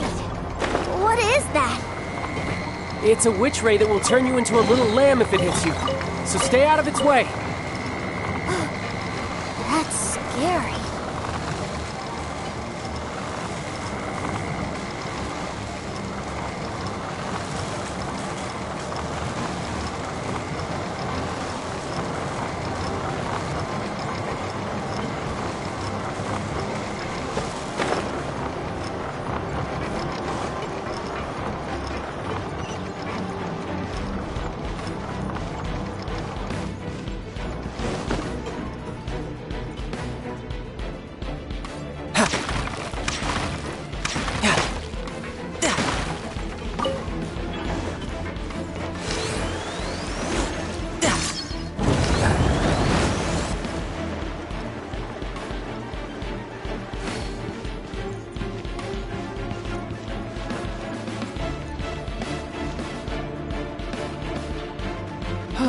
back together at last.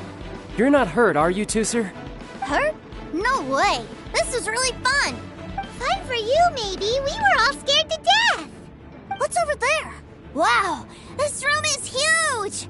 Is this where Mr. Cyclops takes his friends when they come to visit? It is. Impressive, isn't it? Now, how about a little game of hide and seek? Huh? Now? But... I have a surprise for you, you know. A surprise? Oh, what sort of surprise? Don't worry, you'll have the chance to look for it later. But before that, you have to close your eyes, turn around, and count down from 60. Okay. 60 is a really long time, though.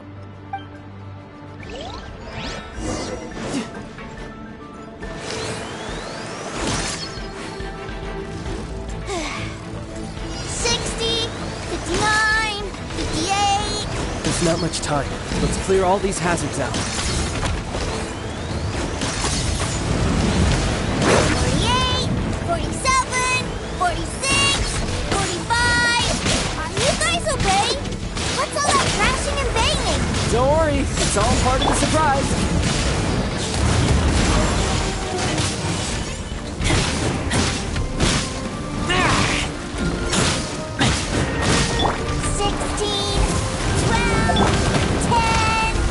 No cheating! Skip a few numbers, you little rascal!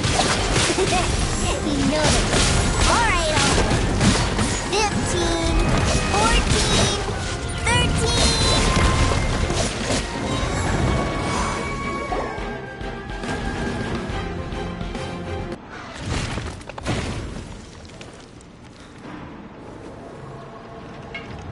Huh?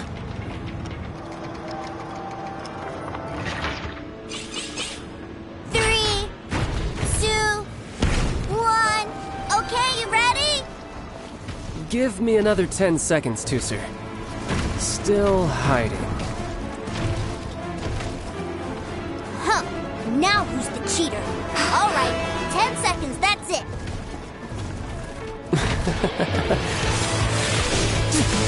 10, 9, 8, 7, 6, 5, 4, 3, 2,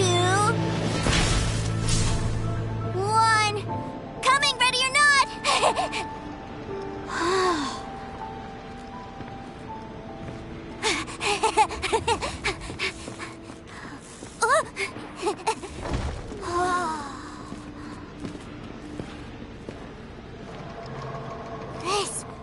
This is everything I've ever dreamed of!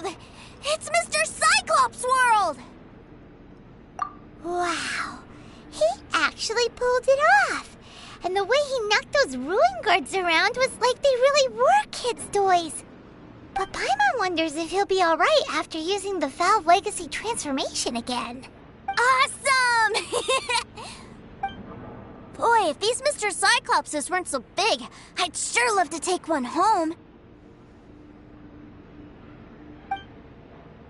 Wait, where'd he go? Where'd my brother go? Aren't you guys supposed to be playing hide and seek? Oh, that's right! I was so excited that I forgot all about our game. Well, let's go look for him together, okay?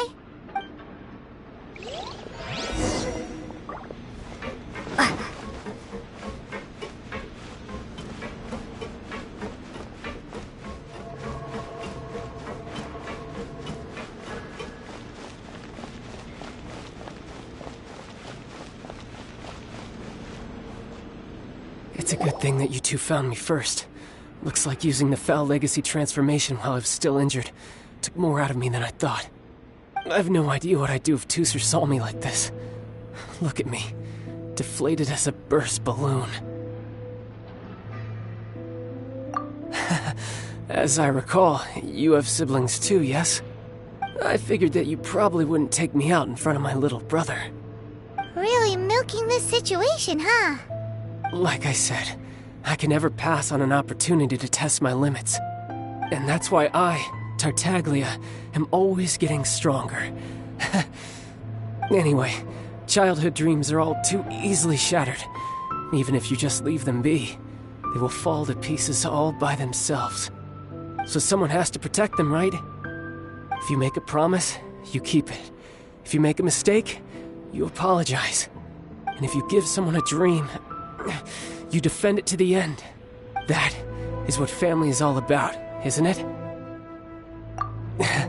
Remind you of something, did I? Quit the tough guy act already! You need to see a doctor right away, mister! A fine suggestion, but first, I have a little something for Tusser. Please give it to him on my behalf. Huh? Is this a Mr. Cyclops action figure? Indeed. I had made it to order by a smith some time back. I had intended to give it to him on my return to Snezhnaya, but it seems that it would make a better souvenir at this point. Wow. Now that Paimon thinks about it, Child's family are really lucky to have him, aren't they? I'll also need you to explain my abrupt departure to Tusser. You'll help me out, won't you?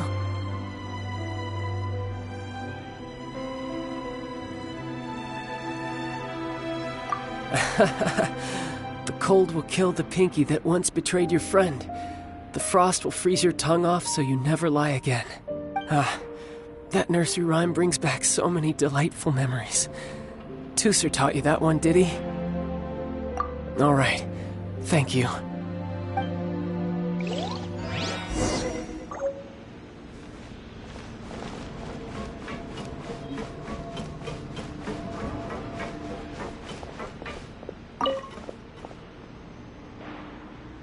I can't find him anywhere. Where did he go? Really? Where is he? Yeah, so he had to leave in a real hurry. He didn't abandon you here on purpose. Oh. Well, that's great. But still, I was kind of hoping we could play here a little longer. Wow, look at this! I never knew that they made Mr. Cyclopses in this size. Look, it even has my name on it. It's my very own Mr. Cyclops. You're really loving it, huh? You bet. My brother is the best big brother ever. You had a tour of Liyue, you met your brother, visited the Institute of Toy Research, and got yourself a souvenir. Now that's what we tour guides call the perfect trip. Do you think you're ready to head back to Snezhnaya now? Don't worry. I know I can't get my way all the time. That'd just be annoying for everyone else. So, let's go.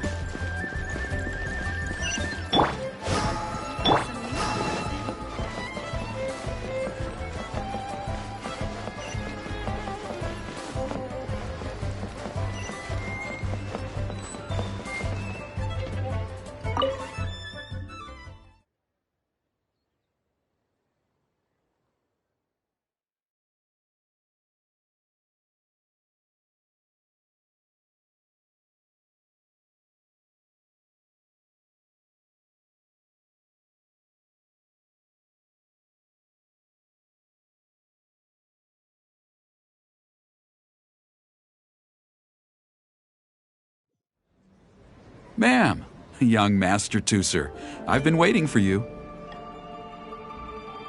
Did Child send you? That's correct. Master Child instructed me to arrange for young Master Tooser's return trip. Please, come this way. Who are you? My big brother always tells me never to go off with strangers. But you've been following us around this whole time. Yeah, that's because I've known who you are all along. What? My brother told us all about you in a letter he sent back home. Sister Tonya read it to me. I actually recognized you the moment I saw you. I just couldn't remember your name. What a strange twist of fate. Not at all. In fact, he said that if he ever had the chance, he'd quit his job and join you on your adventures. Young Master Tooser, the boat to Snezhnaya will dock soon. We'd best prepare for boarding. Gee, time really flies when you're having fun. Well then, see you, Miss Nice Lady. I'll wait for you back home. You definitely have to come visit Snezhnaya sometime.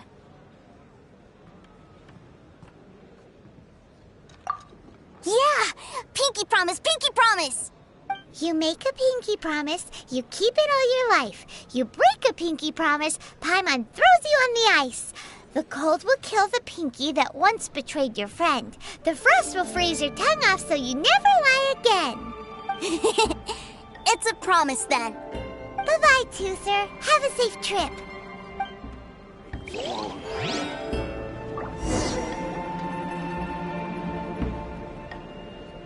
Hey. Child? So you were here this whole time? What are you hiding for? Why didn't you come and say goodbye? Partings are special moments. If he spent his final moments in Liyue seeing me all haggard and weak like this, that's not a memory I want him to leave with. Still, it is a shame that I couldn't see him off by myself. I should have been the one taking him back. I do have subordinates to escort him, but I still feel a little uneasy. Jeez, don't you think you've spoiled him enough already? I can't quite explain it, but somehow I felt much more at ease leaving him in your care. And to think that not long ago we... Ah, yes, I almost forgot. Remuneration for your services, which I really couldn't have done without this time. Aha! So you do have a heart after all. One other thing. Don't forget our promise now. Let's have a rematch when we get the chance. This time, with my honor as a harbinger on the line. You best go rest up first. Don't come crying to us when you lose all over again. Regardless of who wins or loses our next bout, I'd also like to invite you over to my home. I'll introduce you to my other siblings, Tonya and Anthon. They're great kids, and I'm very proud of them both. We'll take you up on that offer. Mostly because we already made a pinky promise to Tooser. I'm sure that he'll be very excited to see you too. Well, that settles it. I'm looking forward to it. Now, farewell, my friends, till we meet again in Snezhnaya.